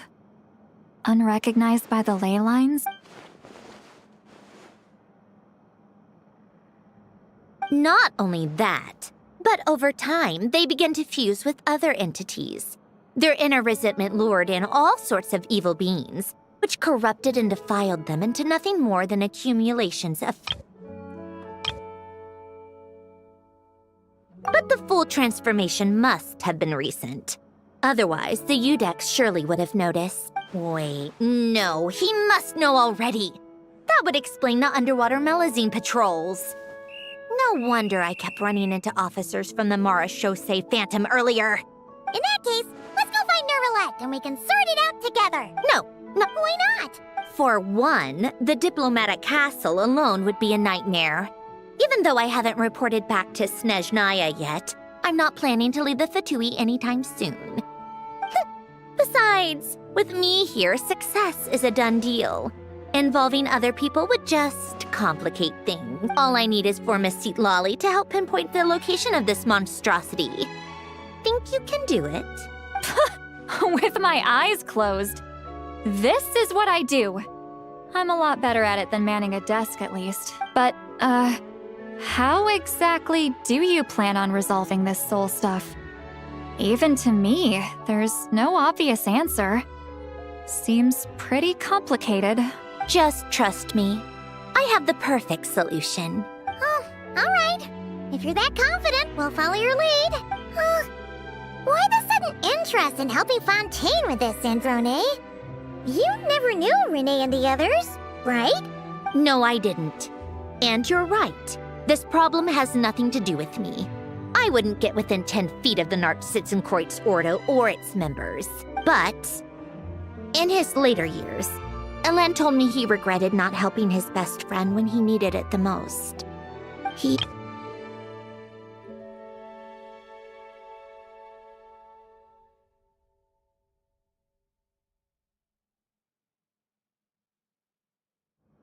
If he were still with us, I think he'd do the same. He might have a few choice words to say about it, but even after everything, he wouldn't leave his friend's mess for someone else. Friends shouldn't hold grudges or leave behind regrets. Fixing what happened between him and Renee was one of his greatest wishes. All I'm doing is fulfilling it in his stead. You know, you really do seem a little different now. You mean everything that just happened wasn't for nothing?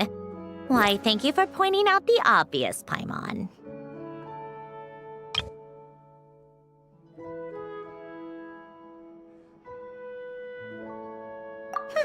Just washing off the grime of the past. Turns out, a lot can build up after being ignored for so long. What's this about aquarium tanks all of a sudden? They go off on some grand adventure and what? Now they have their own private code? Stupid. All right then, Lolly. Tracking this thing down is up to you. Huh? Oh, right. No problem. You get this, Granny Eatsley!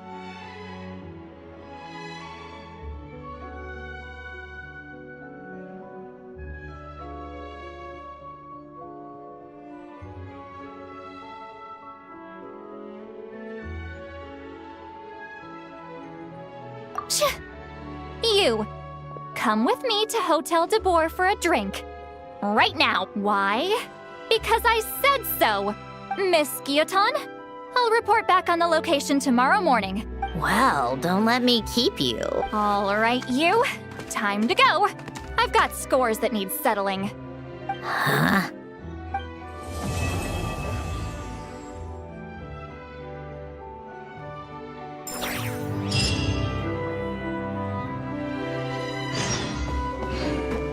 Listless, abandoned soul.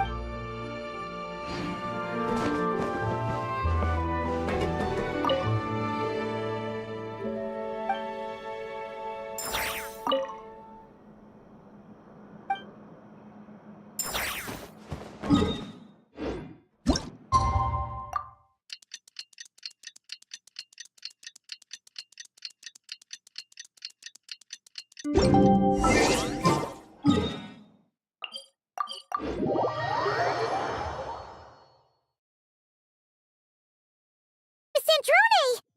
Wonder if St. Lolly was able to pinpoint the location.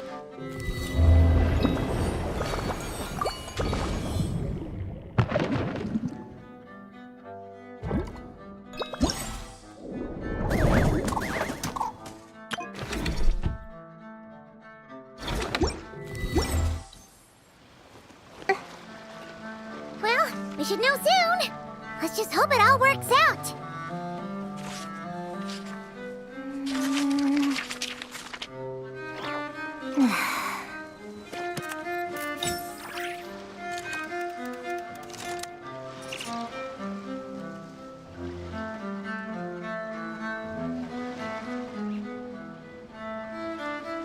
Be careful of people who go about life with a smirk on their face, acting like everything is oh so interesting. They're usually supervillains who are just out to create chaos.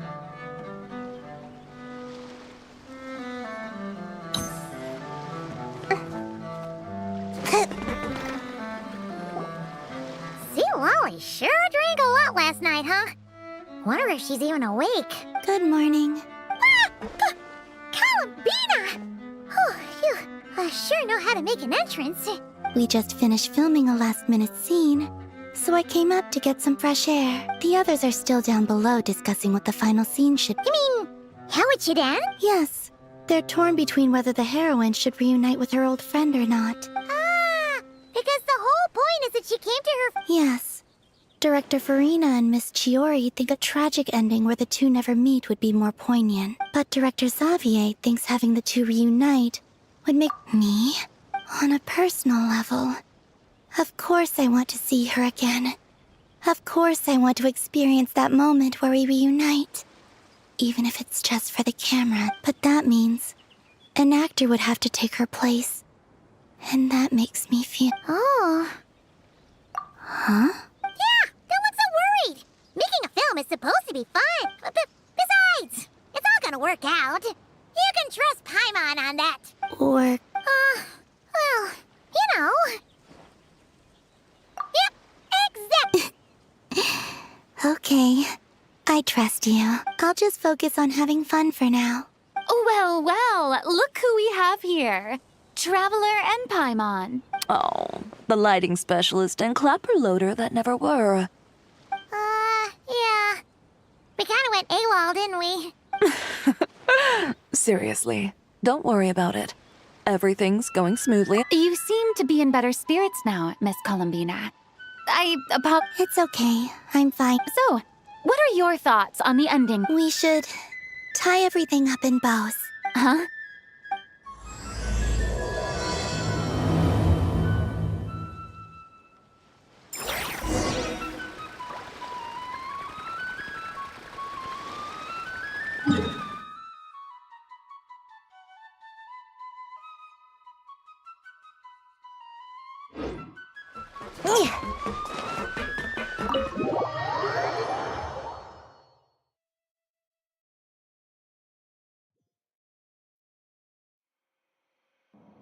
Lolly, we're here! Oh, right on time.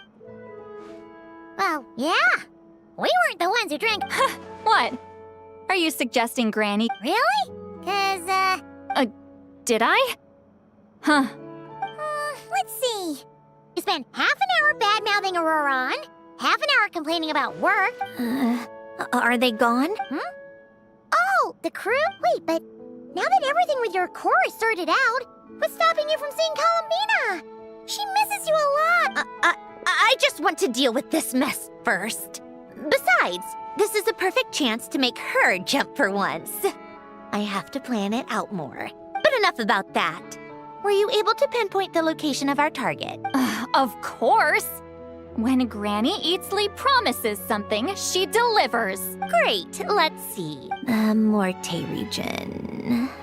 Oh, wait, this is the Tower of Gestalt, the place the souls were severed. Is that the source of the resentment? Or is it the Narcissism Ordo in general? Let me come with. This thing's movement isn't fixed. If it's not at this location when we get there, I can use a ritual to summon it.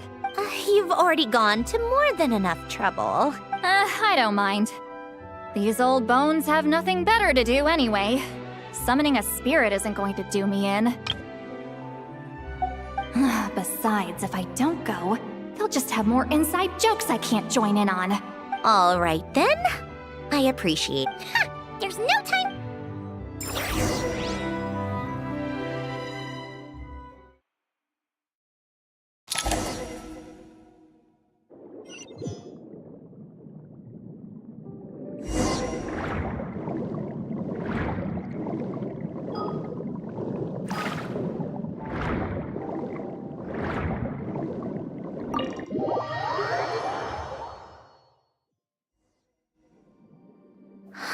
No sign of it so far. Should I start the summoning ritual? Let's drain the water from this floor of the tower first. It'll make it easier to move around. Wait. Of course. Alan and Renee both saw the future that awaited Fontaine and even shared a few methods for waterproofing buildings. The principle behind it is, not important.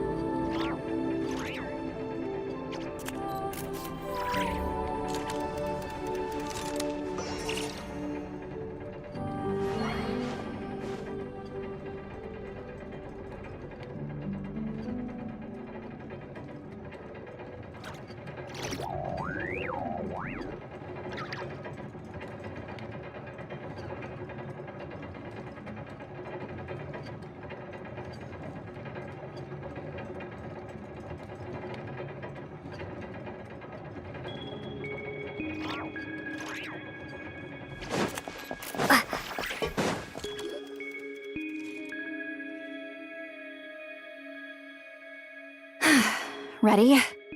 Yeah, when this thing appears, I'll try talking to the souls inside. But more than likely, they've already been driven to madness. If communication fails, we'll have a battle on our hands. In that case, Paimon better find a hiding spot. If a fight does break out, I should be the one to deliver the final blow. Trust me on that. Understood. All right, I need quiet. Wandering spirits drifting along the tides. Hear me now. Broken souls, silenced, torn apart, and forsaken. Follow the traces of the past and return to us. Let resentment recognize resentment. Let vile entities be drawn together.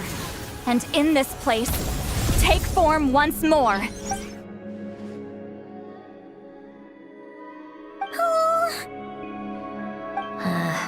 What now? Is that it? This is exactly why I deal in math, not magic. How are we supposed to know what stage the spell is at? It's like there's no logic to speak of. Mechanical science is so much easier to... Watch out! Hey, you! Or whoever's inside of you. I need you to listen to me. I'm a descendant of Fontaine's Lord Artificer, Hélène Guillotin. I can make you whole again and return you to the ley lines. You just need to work with me here. Centrone! Shh. Looks like talking this out. All right, plan B.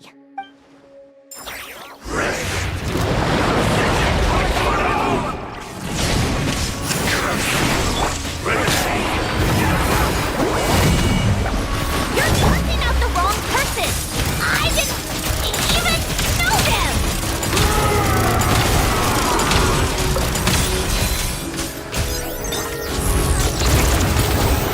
Lightning slash! Get to work! Suffer the wrath of each! How tiresome.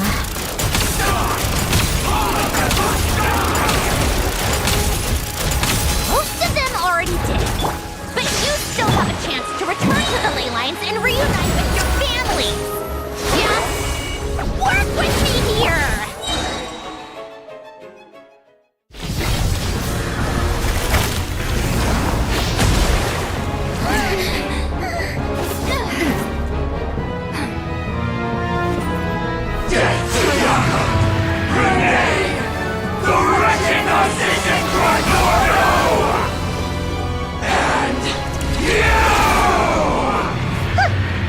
I told you I'm not like them.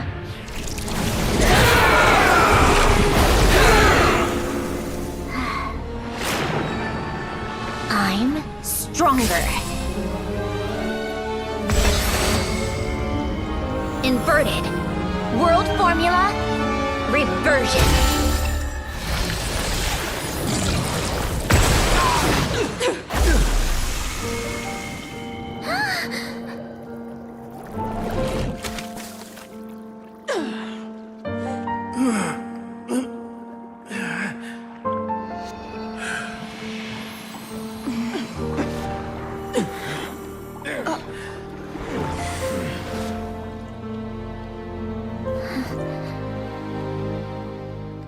be at peace among the tides. Lost souls.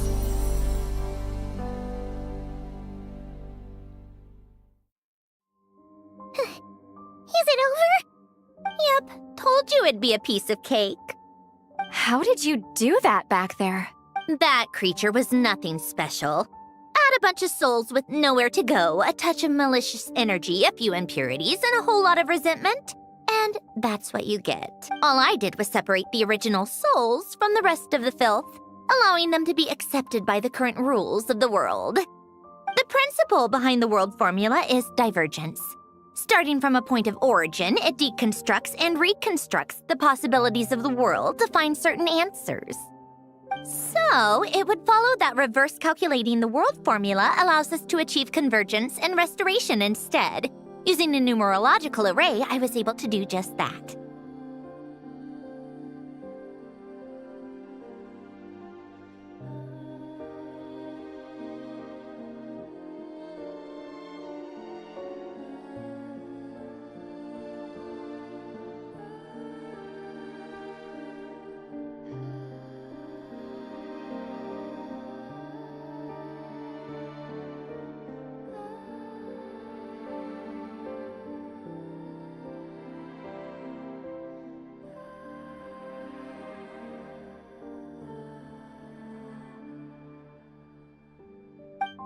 It's similar to the concept of homological reduction in mathematics. I reduced them to the basic fundamental essence of their being without changing their underlying nature. That meant... never mind. Judging by all the blank stares, I'm guessing you don't actually care. I think I finally understand how Outlanders feel when I ramble on about shaman stuff. Point is, it was super impressive! You really are amazing, Sandrone! You're just realizing that now? Ahem. Enough about that. I'll go reset the mechanisms inside the tower. See you back on land.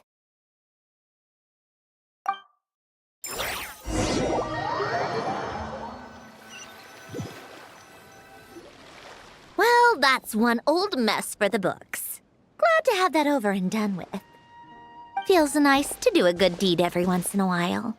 You helped everyone out a bunch in Notcry, too. Kinda seems like you're just a good person at heart. I wouldn't be so sure. I'll be heading back to the Fatui soon enough. You two are too trusting sometimes. Fine. Just don't say I didn't warn you when it comes back to bite you. Well, where to next? Back to the ship? Yeah! Your personal business, the Narcitsan thing, it's all resolved. That means you can see the people that need seeing now, right, Sanjoni? Everyone's gonna be so happy you're back! You wouldn't catch me dead admitting to this before, but... yeah, I really have missed everyone. Columbina's a special case, though. This time, I'm definitely getting her back for all her annoying antics over the years.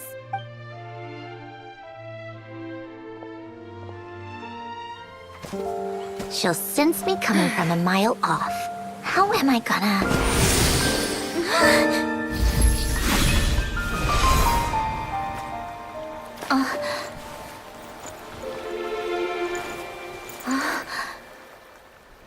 Sandrone? Is it really you? You're back? You didn't tell me.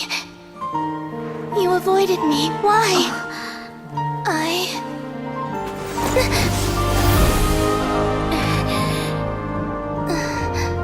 Sandrone? Now we're even. I missed you so much. That makes one of us, idiot. I'm here, Columbina.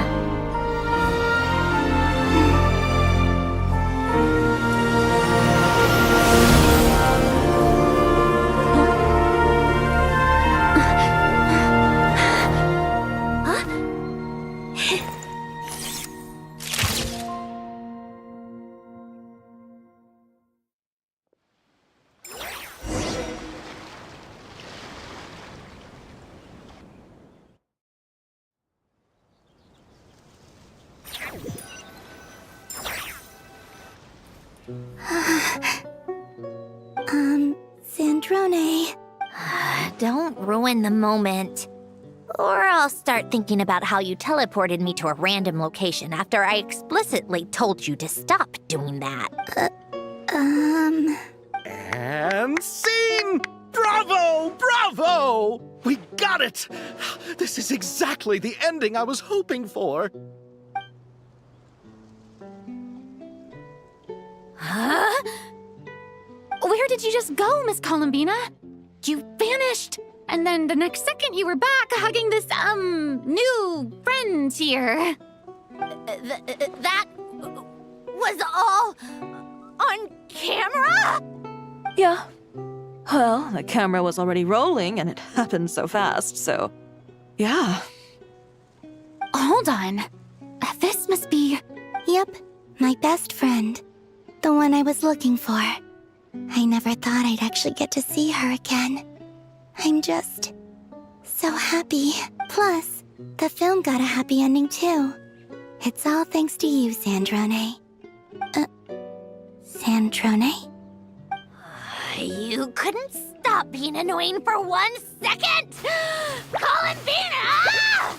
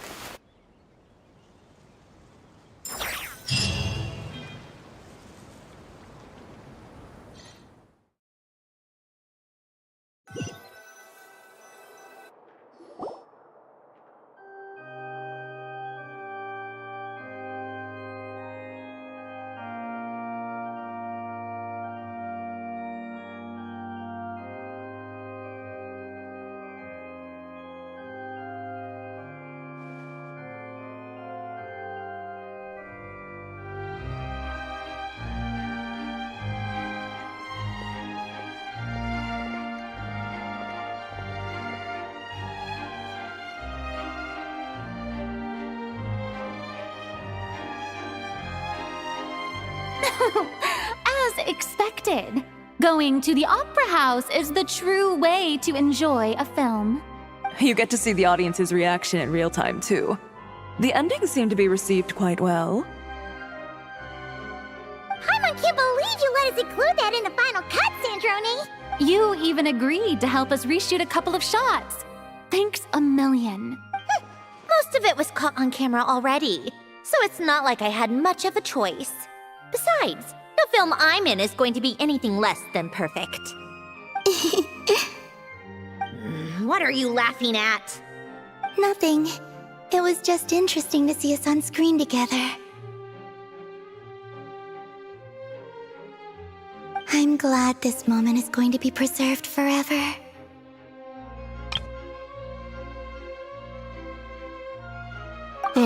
Just a pity we didn't take home the Farina Award this time around. Well, artistic films can rarely compete with commercial ones. You should have prepared yourself for this the minute you changed the script. True. Oh, did I hear someone mention the Farina Award? Come on, don't gloat. I won't. Our crew winning the Farina Award was a team effort after all. Costume design, script adaptation. Ooh, and the practical effects were so realistic. The flames and explosions even made me jump while we were filming. A lot of the effects were based on actual items the Special Patrol confiscated from criminals. Who knew they'd serve another purpose, right? But it turned out amazing! Really brought the thrilling scenes from the novel to life. Fontaine's film industry is seriously impressive. Which film did you vote for, Silali? Isn't it obvious? Great Detective Hurlock, of course! That's the whole reason I'm here! You all should be proud, though. A lot of critics are saying really good things about your film, too. Longing and loss, searching for something even after it's gone. It's a film that makes you think about life and how important it is to explore those themes. Well, that is what the art of storytelling is for. Watching a film with friends is so much fun! There's so much to talk about! Ooh, let's throw a celebration later then. We're all old friends. Oh, we could find a place and chat to our heart's content. How about the Wingalette? That's perfect! Friends and family are more than welcome too. So if you want to bring people, don't be shy. You all can head over first and make yourselves at home. I'll bring over some refreshments in a bit. I just have one more stop to make first. Can I come? Fine. Not like you'd listen if I tried to stop you.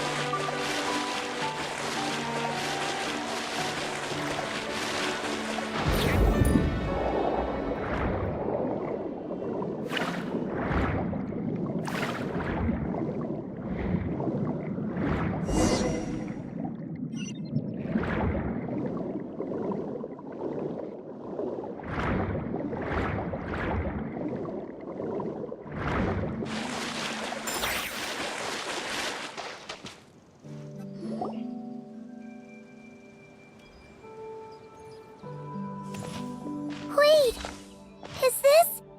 Yes. Here lies Lord Artificer, Elaine Gaeltan. This is his grave. Oh. I'm sorry, Ellen. I'm sorry this is the first time I've been back since leaving Fontaine. I should have come to see you more often.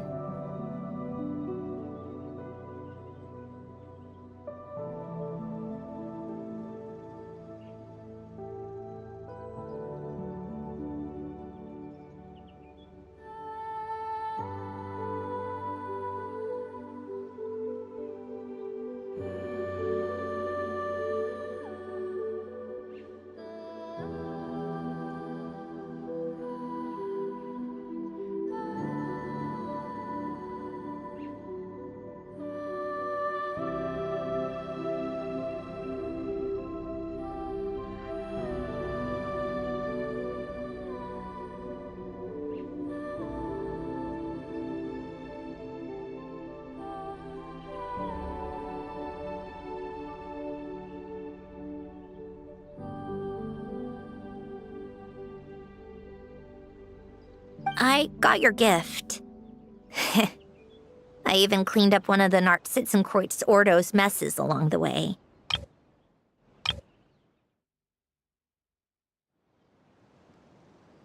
Our home is just as quiet and warm as it always was. The flowers in the garden are still thriving. I'll make sure to tend to them more often from now on. Polonia received irreparable damage in battle. I should have taken better care of your invention. I'm sorry. Polonia was family to me. Just like you. You always said I was a fast learner. But I'm not so sure. It took me far too long to learn the things that truly matter. I never said this to you back then, but thank you for creating me. For giving me the chance to experience life. Being your family meant everything to me. Absolutely everything. Can I say a few words as well, Sandrone? Don't need my permission. Hello, Mr. Guillotin. I'm Sandrone's friend. You don't need to worry. Sandrone is doing great. Not only is she a brilliant scholar, she's made a whole bunch of friends, too. And she takes great care of them. As if. She'll never admit it, but she's always there when her friends need it the most. I wouldn't even be here without her. So, if she ever needs help, her friends will be there in a heartbeat, including me. That's what best friends are for. Columbina. What else? Oh, she likes drinking bitter coffee, listening to piano music when she can't sleep. Turns out she even likes giving hugs. No, wait! Don't tell him all that! Huh? I don't understand. I didn't think you'd want to hide things from him.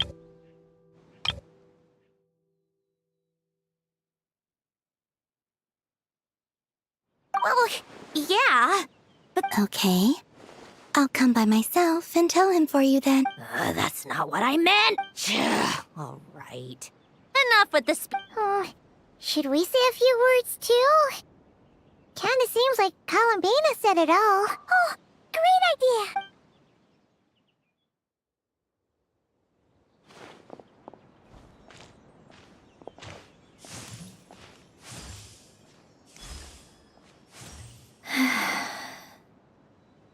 Goodbye, Ellen.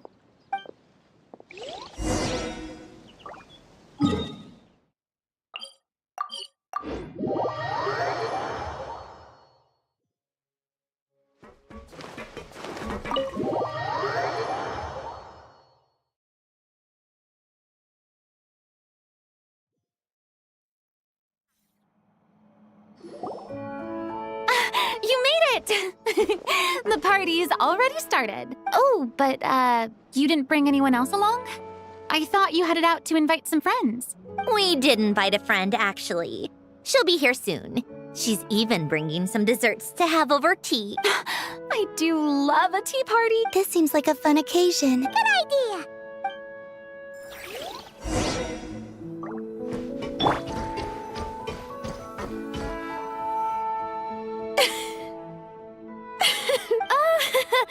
Let's not get... What was in that piece of cake you just handed her, Escoffier? Romaritime flowers, eggs, flour. Miss Lapine Pauline. Master! Wait, what happened to your... Never mind my face. Things are sounding lively. Oh, look who it is! And the elusive Miss Guillotin. Oh, right. Introduction. Miss Charlotte and Miss Escoffier. That's kind of you. But I didn't really do anything. If you... Right. Miss Columbina? Yes? Could I interview you sometime? I'll treat you to some gâteau de bourre for the trouble. There. Oh. Bold of you to use my own cake as a bribe right in front of me. You know what? When else are we all going to be together? Are we going to tell? Yep. Come on.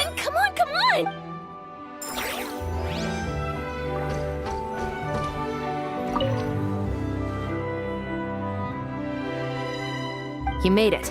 Sorry for starting... No worries at all. Oh, right. You probably... Miss Columbina and Miss Guillotin, right? Oh, we saw the film you were in. Yep. This one started bawling her eyes out right next to me in the theater. I know. I didn't bring nearly enough. Thanks. We saw your... Oh, guess we can skip the... Our effects were pretty over the top, right? Some of the extras in the big scenes were actual members of the Spina... So basically, your contribution... That wasn't the only realistic aspect. Miss Chevreuse and Miss Emily were also kind enough to lend their... Oh, it was nothing. Wow! No wonder your film turned out so good! Oh, speaking of, want to join in on a round of tabletop troupe later, Miss Columbina and Miss Guillotin? I mean, what better place for a party than a party?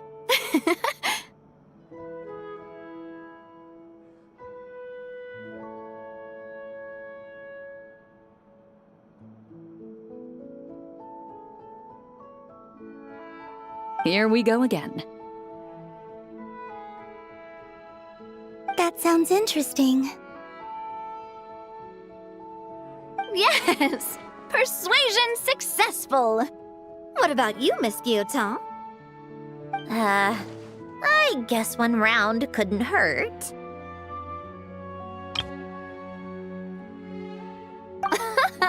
Critical success!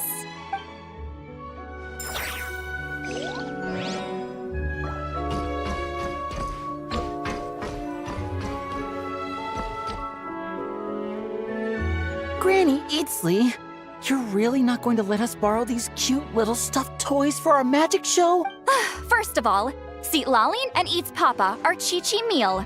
They have inauspicious stars sealed within them, and they're my helpers, not toys. But the Grin Malkin Cat and Boggle Cat. Agreed. We've never had a Chi-Chi meal pop out of our hats before. If this was the Masters of the Night Wind, these kids wouldn't have even had the guts to say my name. I'm terrible at dealing with requests. You think you're so funny. Lady Sandrone. Hello. Don't look at me like that. I don't have any mechanisms for you to break. Don't be fooled by my sister's demeanor, Lady Sandrone. She's just as delighted as the rest of us to have you. Well, I suppose when I'm not so busy, I could find some time when Arlecchino is around and bring over a few gifts. You're too kind, Lady Sandrone. I'm sure just your visit alone would make Father more than happy. I just need to borrow them for a bit. I'll pull them out of my hat, give them a quick hug. When did hugging become a part of it? Oh! I could lend you pair. I don't need something to hug in the meantime. How about this? You can have 2 VIP tickets right next to each other. Right next to each other? Yep, super quiet. No one will bother you. I'm sure you'll have a great time. Fine.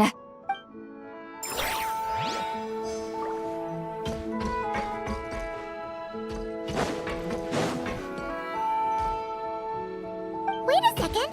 Mr. Baptiste and Veronique! Friends of your... Veronique is the prop manager for Musketeer Pictures. And Mr. Baptiste is the author of The 2 Musketeers. Yeah, former prop manager. Now we're just 2 criminals serving our time.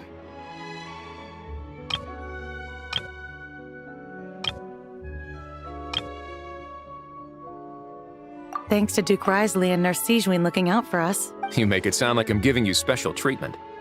I just think the method of justice you chose to pursue is one people can respect. You are far too modest, Your Grace.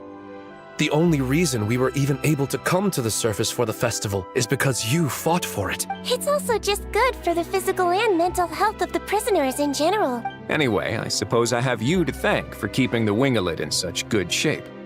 I never knew she could look so striking. I didn't do anything special. It was mostly the Traveler and the other... Don't sell yourself short, Miss Guillotin. You are the current captain after all. In light of that, I have to ask, do you mind if I leave up some of the installations so the people back at the fortress can also enjoy the aquarium? Huh? Like I said before, I just think it would be good for the inmates who clean and maintain the Winglet to see their work put to good use. Besides, maintaining an aquarium is sure to be a lot more interesting than scrubbing rust off the walls and deck. Of course I don't mind. I'm grateful you even want to keep it. Great.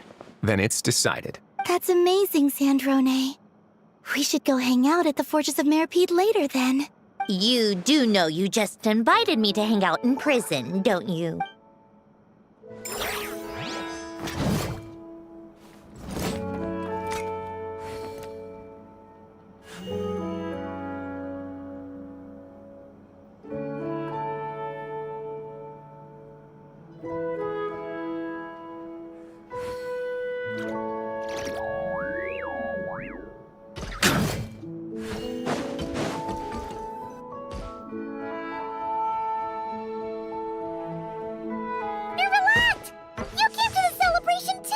Yes.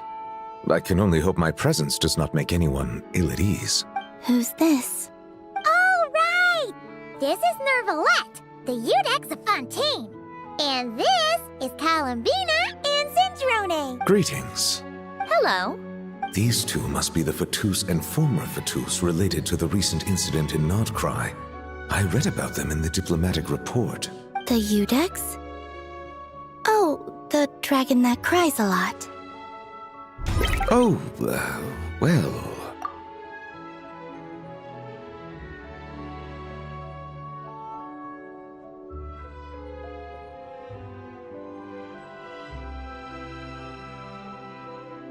Jeez, Columbina.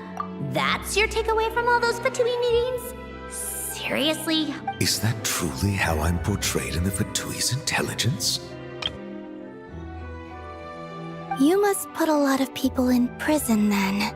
Well, it would be more accurate to say I pass judgment on their crimes. All trials in Fontaine strive for fairness and justice, so as to avoid imprisoning the innocent.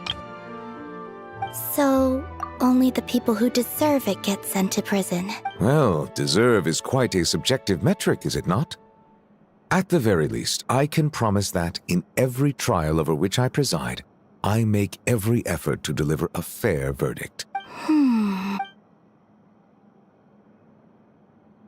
Yeah. Oh, for the love of... what is she doing now? You seem like a good dragon.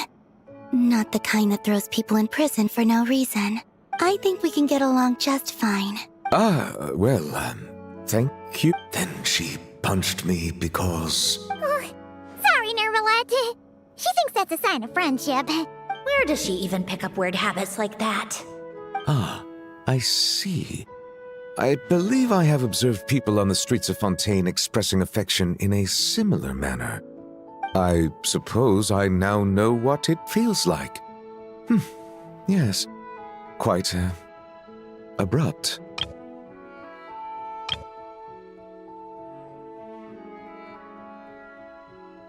You know, these two are surprisingly alike. Oh, looks like Arlecchino's here. Come on, Columbina. Let's go have ourselves a tea party.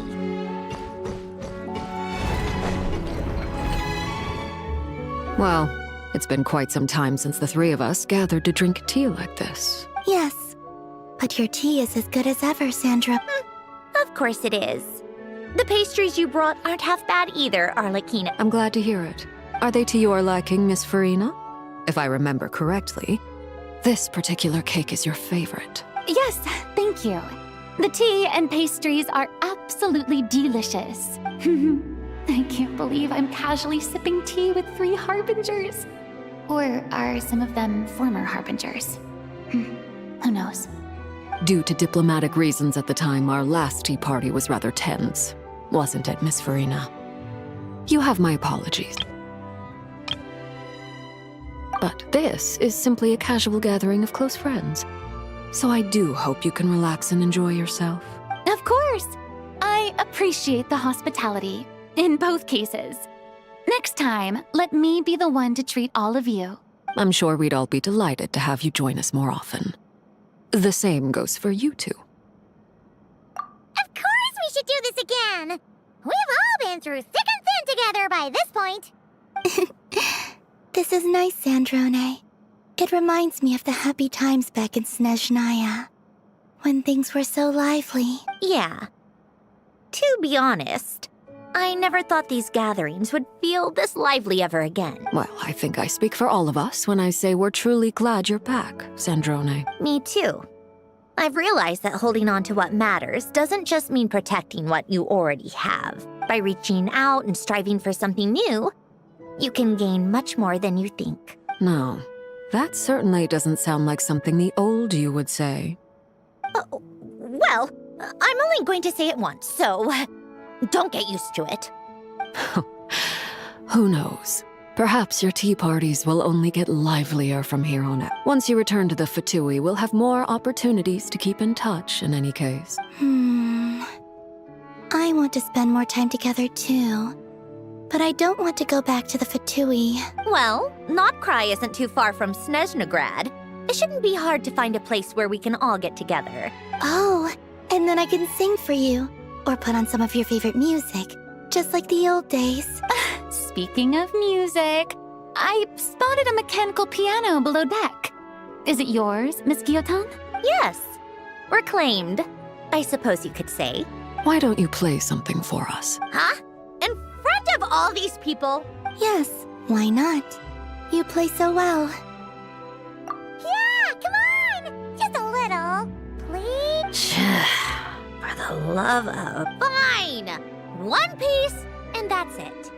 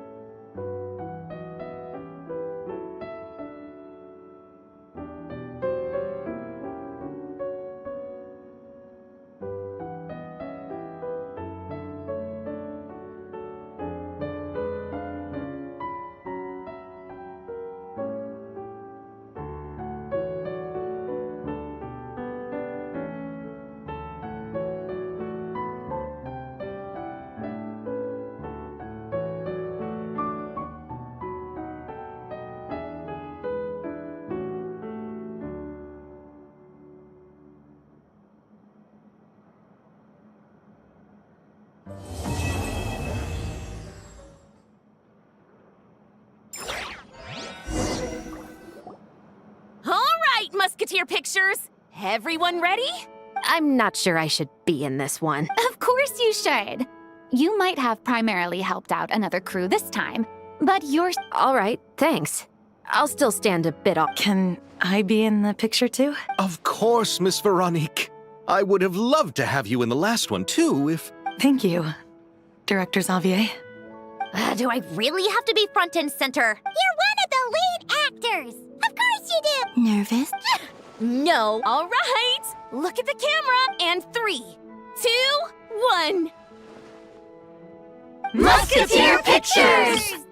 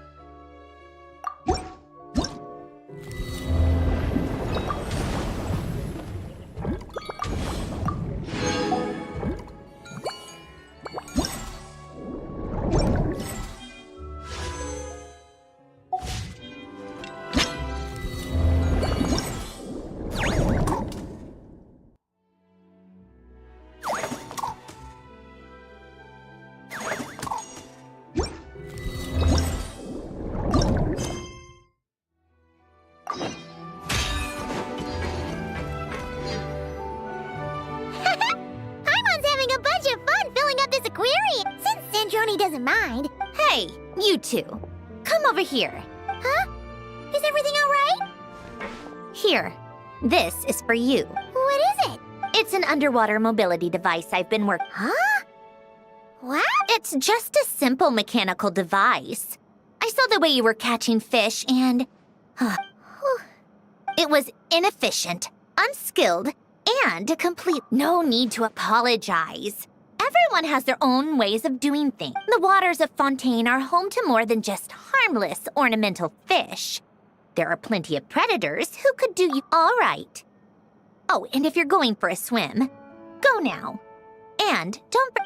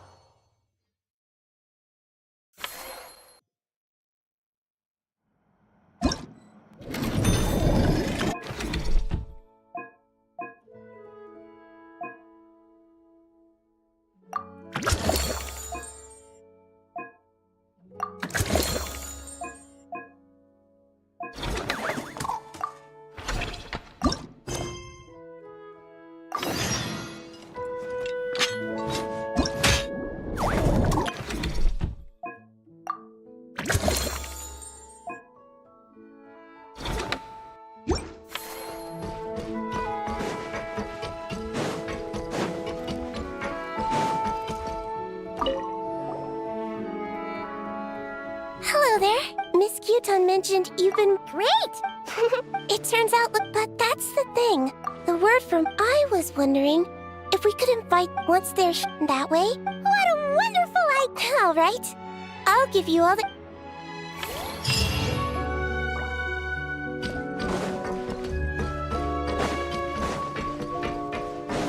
On me!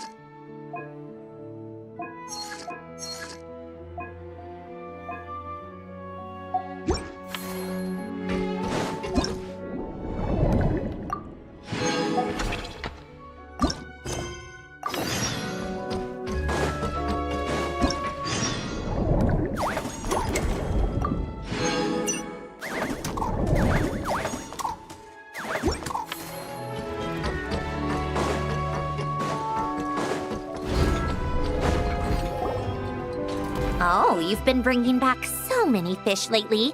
The aquarium. You appeared. You betcha. Yeah, that's it. Why's that? Paimon's not Hey, don't say we're missing fish. You're saying... Would that not be okay? If that's the case... If that's what you want. Huh? We only get 70... Oh, right. Of course. Ugh, you make me sound like some sort of tyrannical landlord.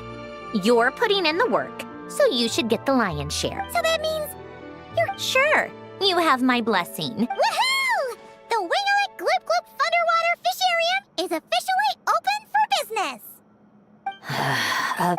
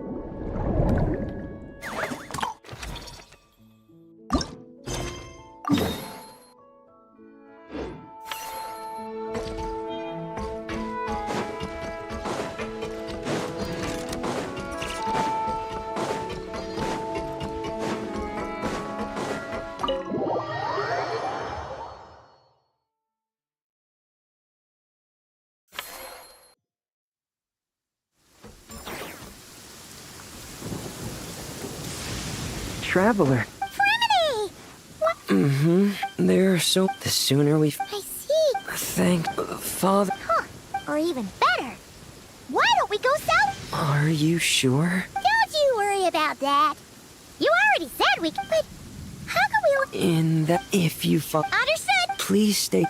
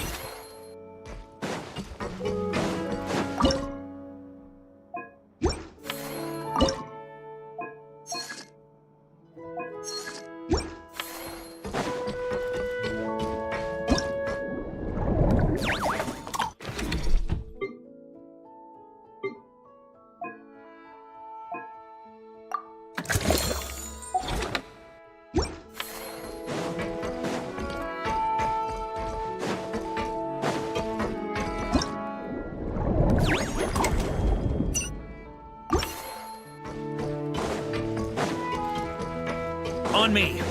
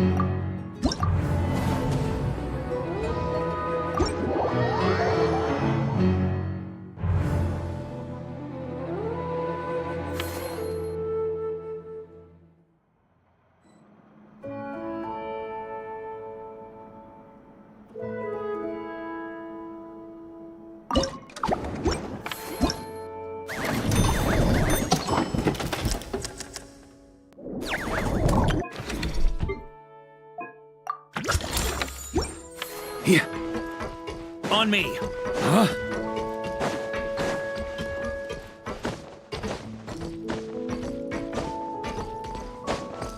Here.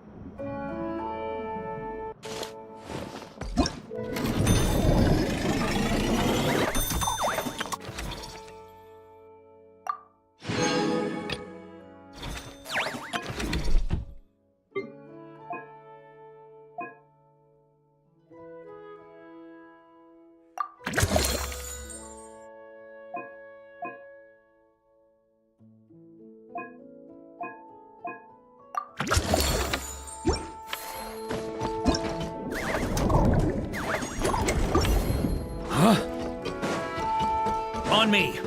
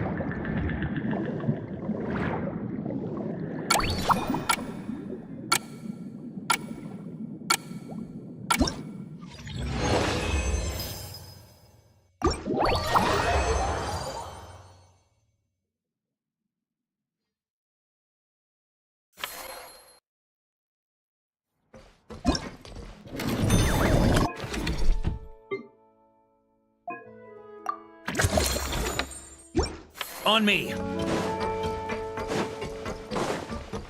Here.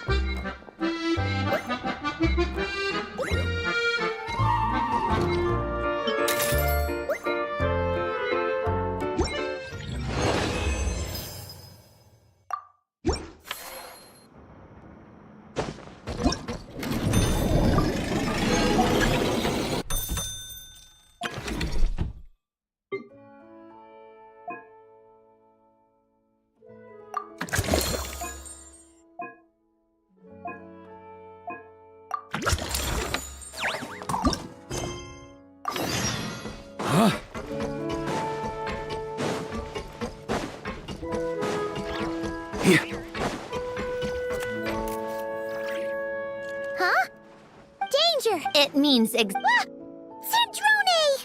Yes. What's so special? It's full of piranhas. I learned that... exact. I also asked... Oh, wow. I don't... That's for sure. If you insist. So, where you put them in... Understood.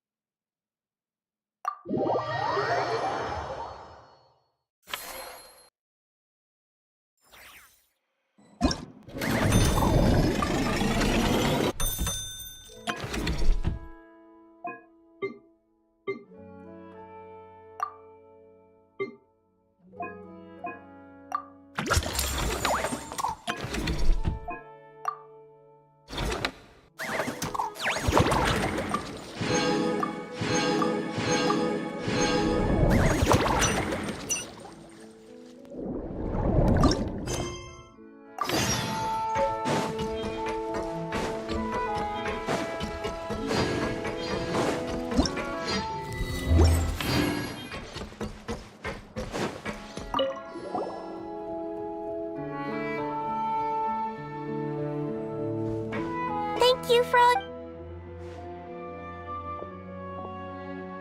I have a pretty good understanding of our patient's condition now. Adding these, so... Huh. There really is a plan that only you could... Your spot I'll put together. I'd appreciate it if you could keep a close eye...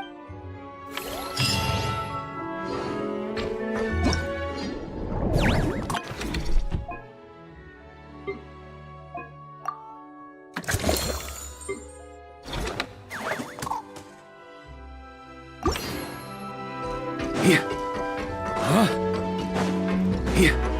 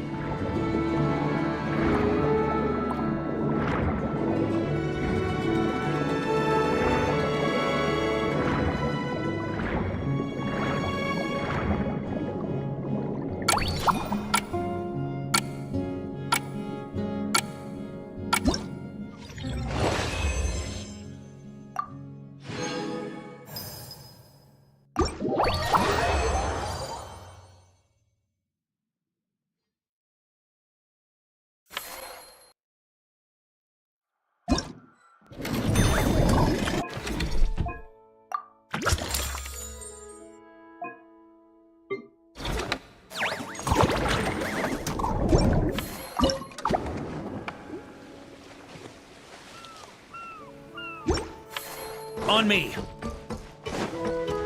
Here.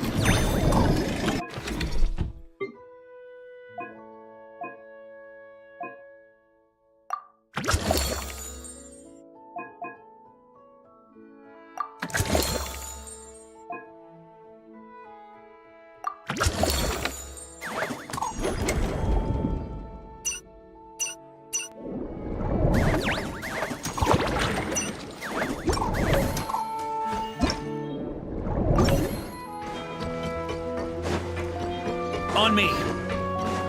Huh? On me!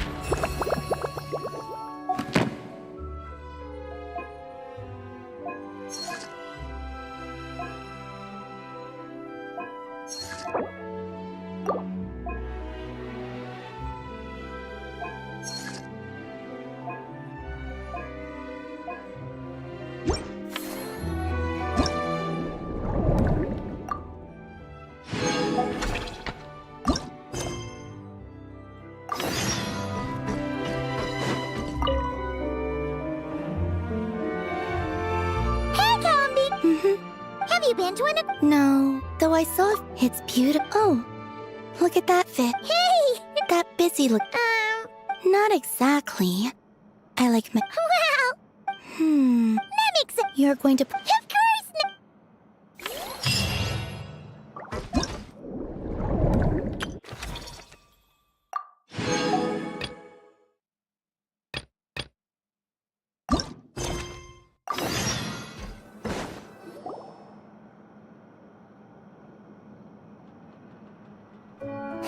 Yes. Look at the color of it. Whoa! Look at all these people! I just... What were you talking about? We were trying to You guys do the... So... Oh, look. What do you mean? Never still, swimming left. Is that how you see me?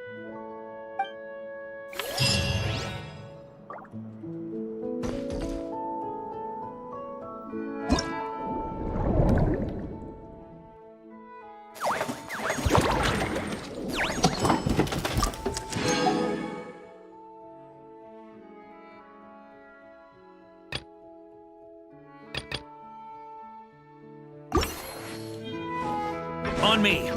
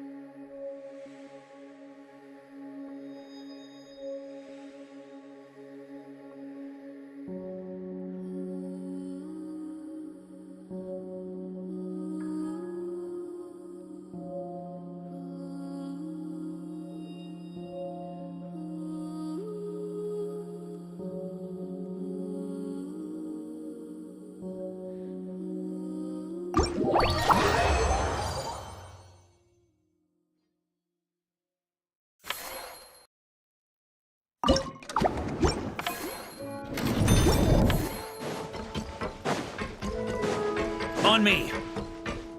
Here.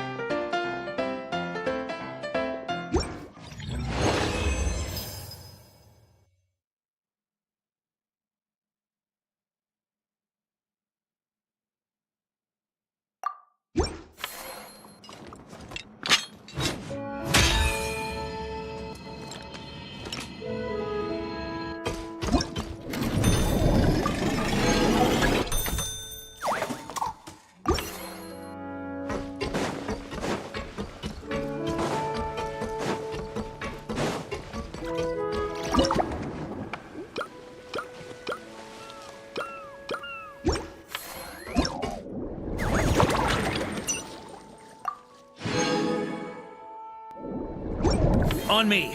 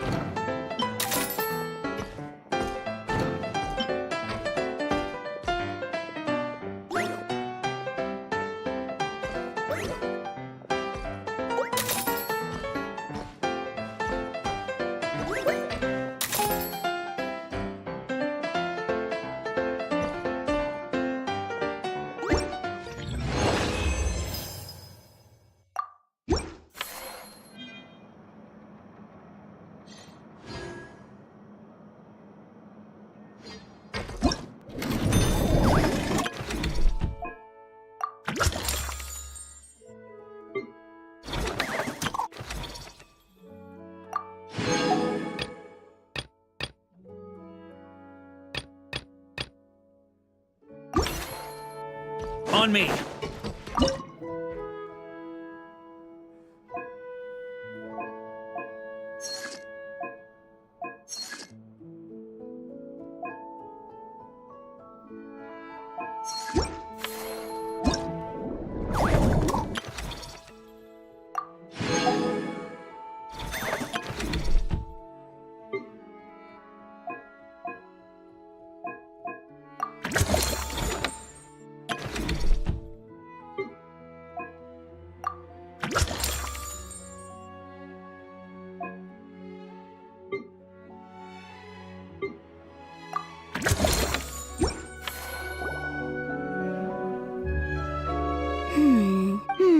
Calamina, Farina, what do you guys... Director Farina. What a wonderful Fish could be...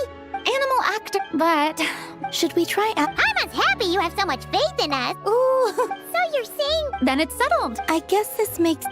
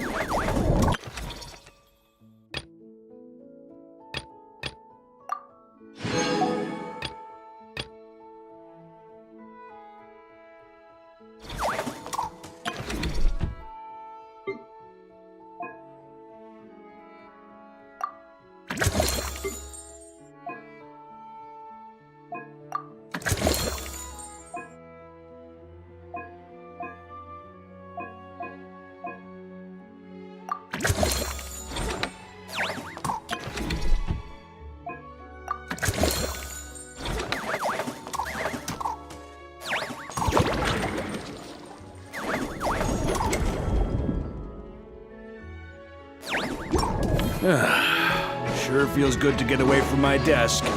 Now...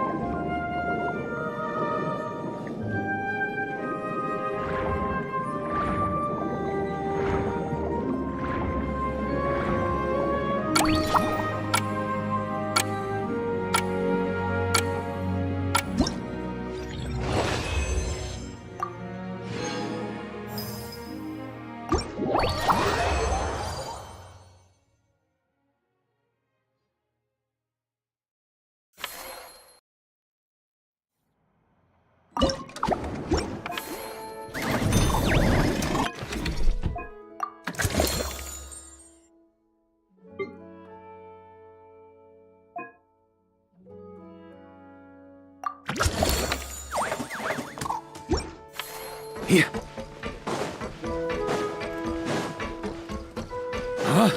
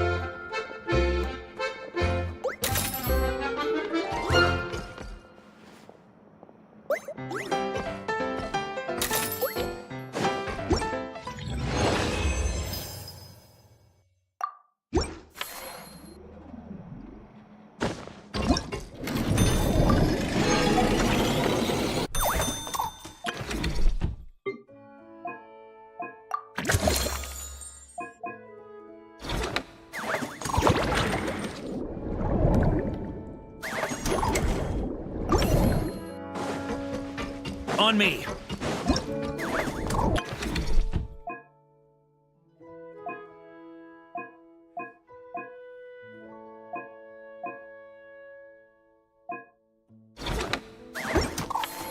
Here.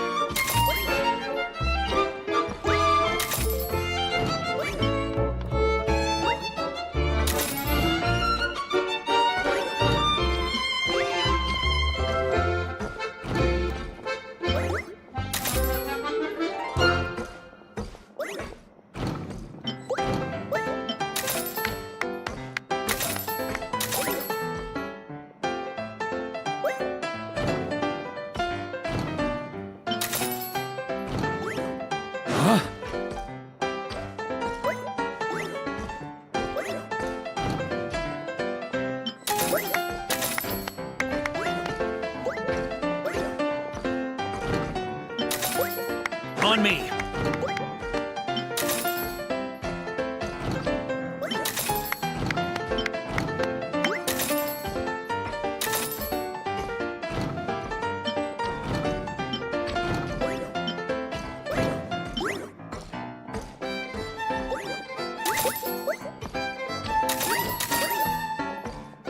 Here.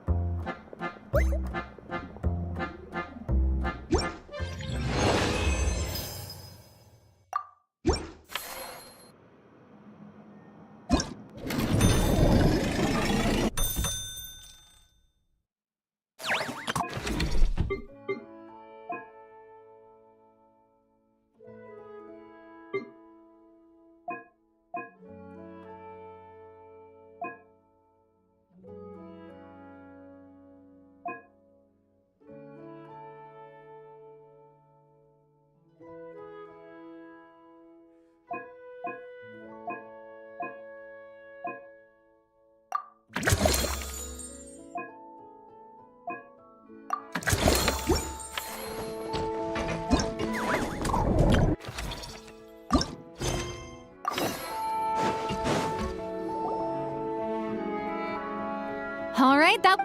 Good. And... Farina!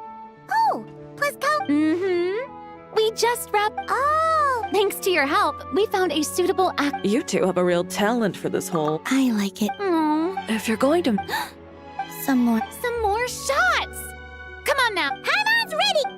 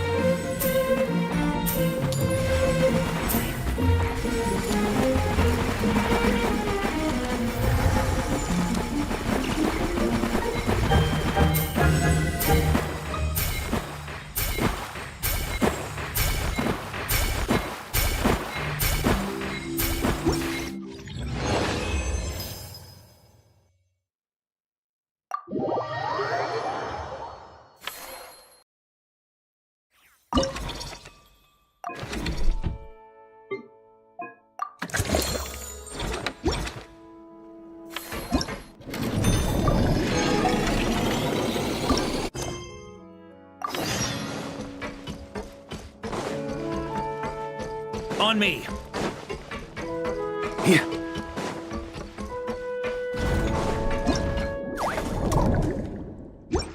Hold up. Have you really made this much profit? Do you really think I'm that Paimon thinks this much revenue. Not in. That said, only a little. I told you, I don't care.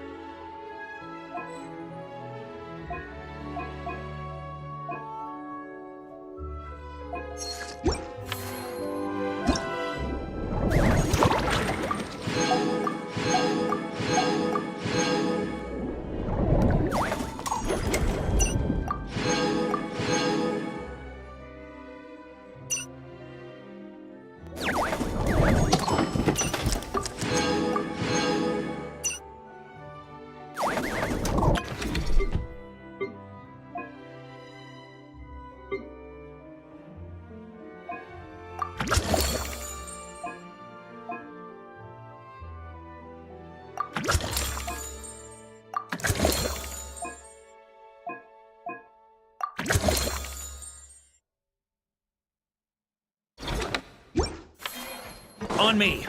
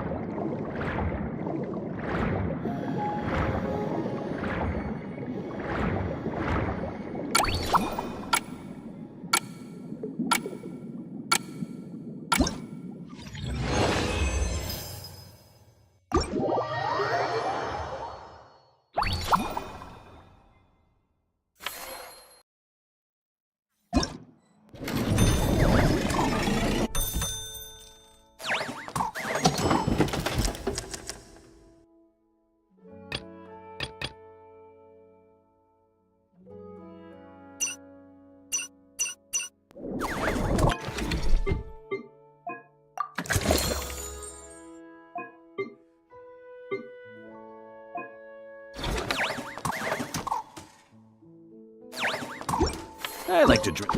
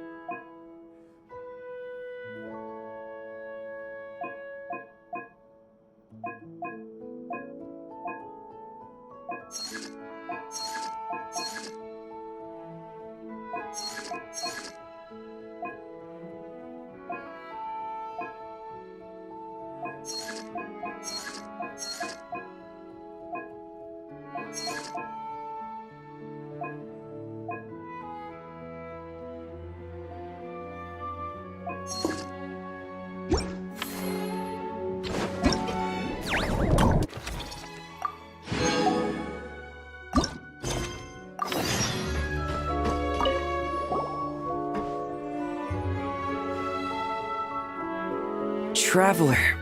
It seems that if that's the case, if the underwater Let's work together! Hey, Fremini? Sure. Oh, wow. This is really intricate. I've studied a fair few mechanisms, but looks like it. That's alright, we're not in. Alright, I'd better. We will. Make sure not to work too hard yourself.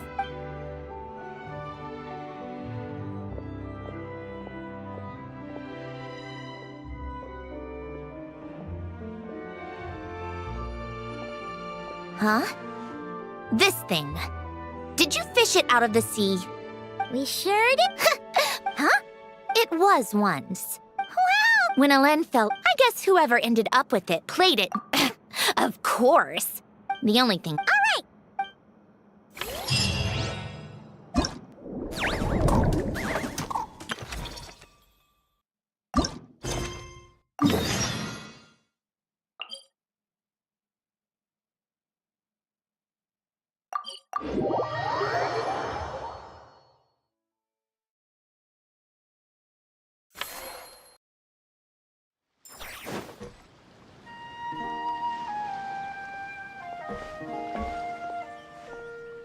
Fremini? Hey! Don't you go hiding inside your diving helmet! We're your friends! You'll feel a lot better if you let it all out. I bumped into a real piece of work while diving just. A real piece of work? Yeah. Because of this line of. They often resort to barbaric means to drive away fish and blubber beasts. So that's what's bothering you. Huh. Paimon can really sympathize with how you feel. Just now, while I was diving, I ran into someone driving away the wildlife. I mustered up the courage and managed to stop them. Oh, it's awful.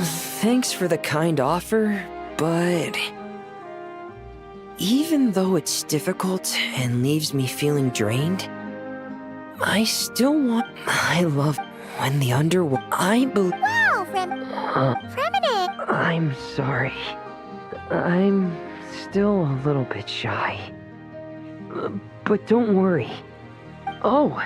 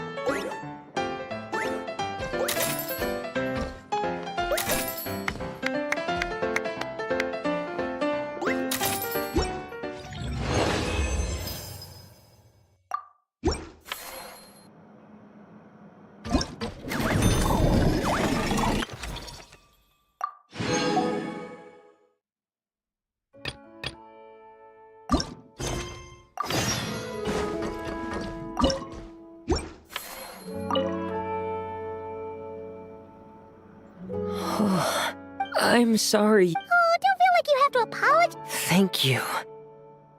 I've had such... You're welcome. Besides... Oh, I'm sorry. Besides, think maybe... Take your time. There's no hurry. Alright, now that the cleanup's over, I was planning on going back under, but weirdly enough, after talking with... Anyway, I'll leave the rest of the underwater survey data with you.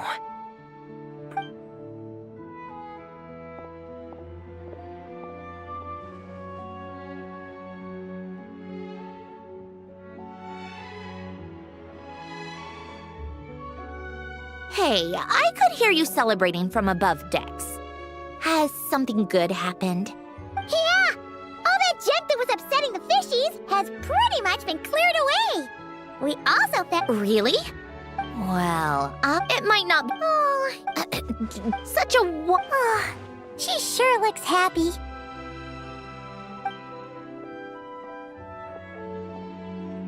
Whoa! What a beautiful piano! Of course it is. It was me who fixed it after all. I also reinforced the mechanical linkages and retouched the exterior.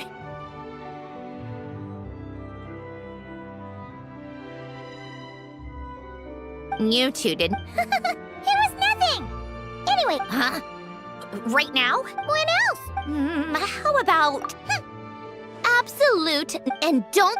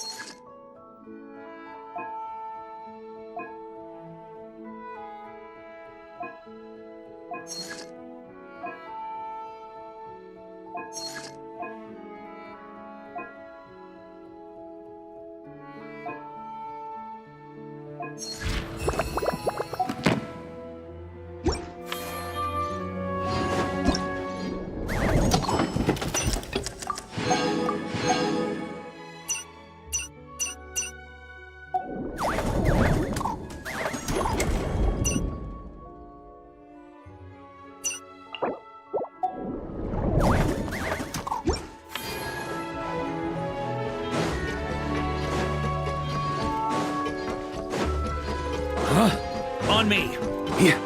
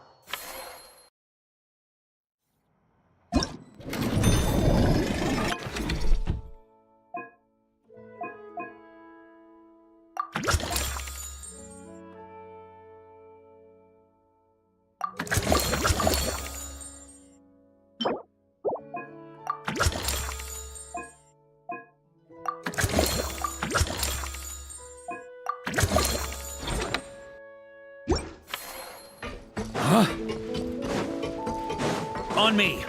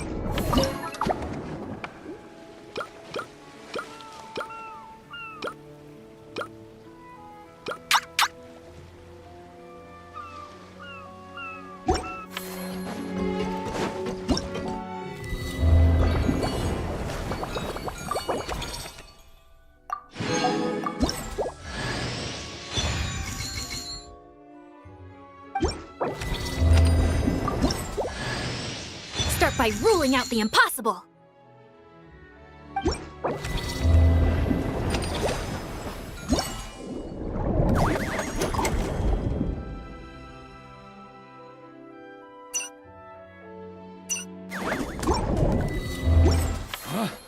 Yeah. Huh?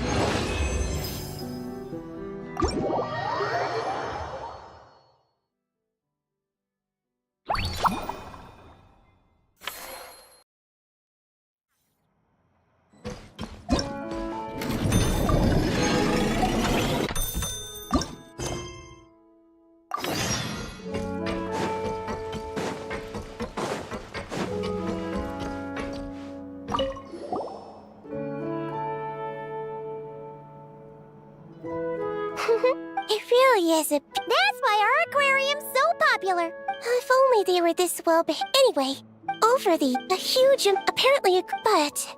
And look, yes. Isolating the patients from their harmful Got it! Just...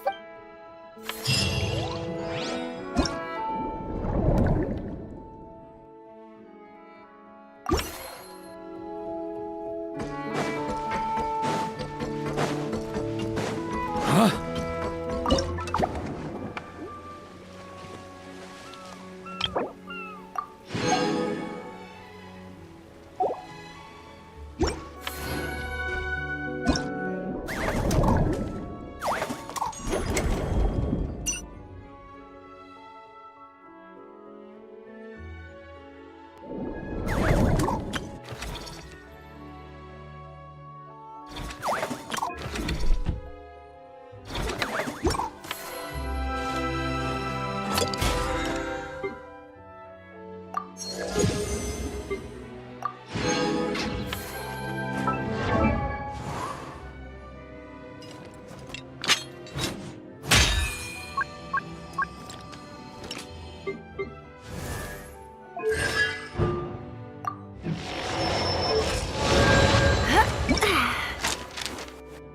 Zooming in!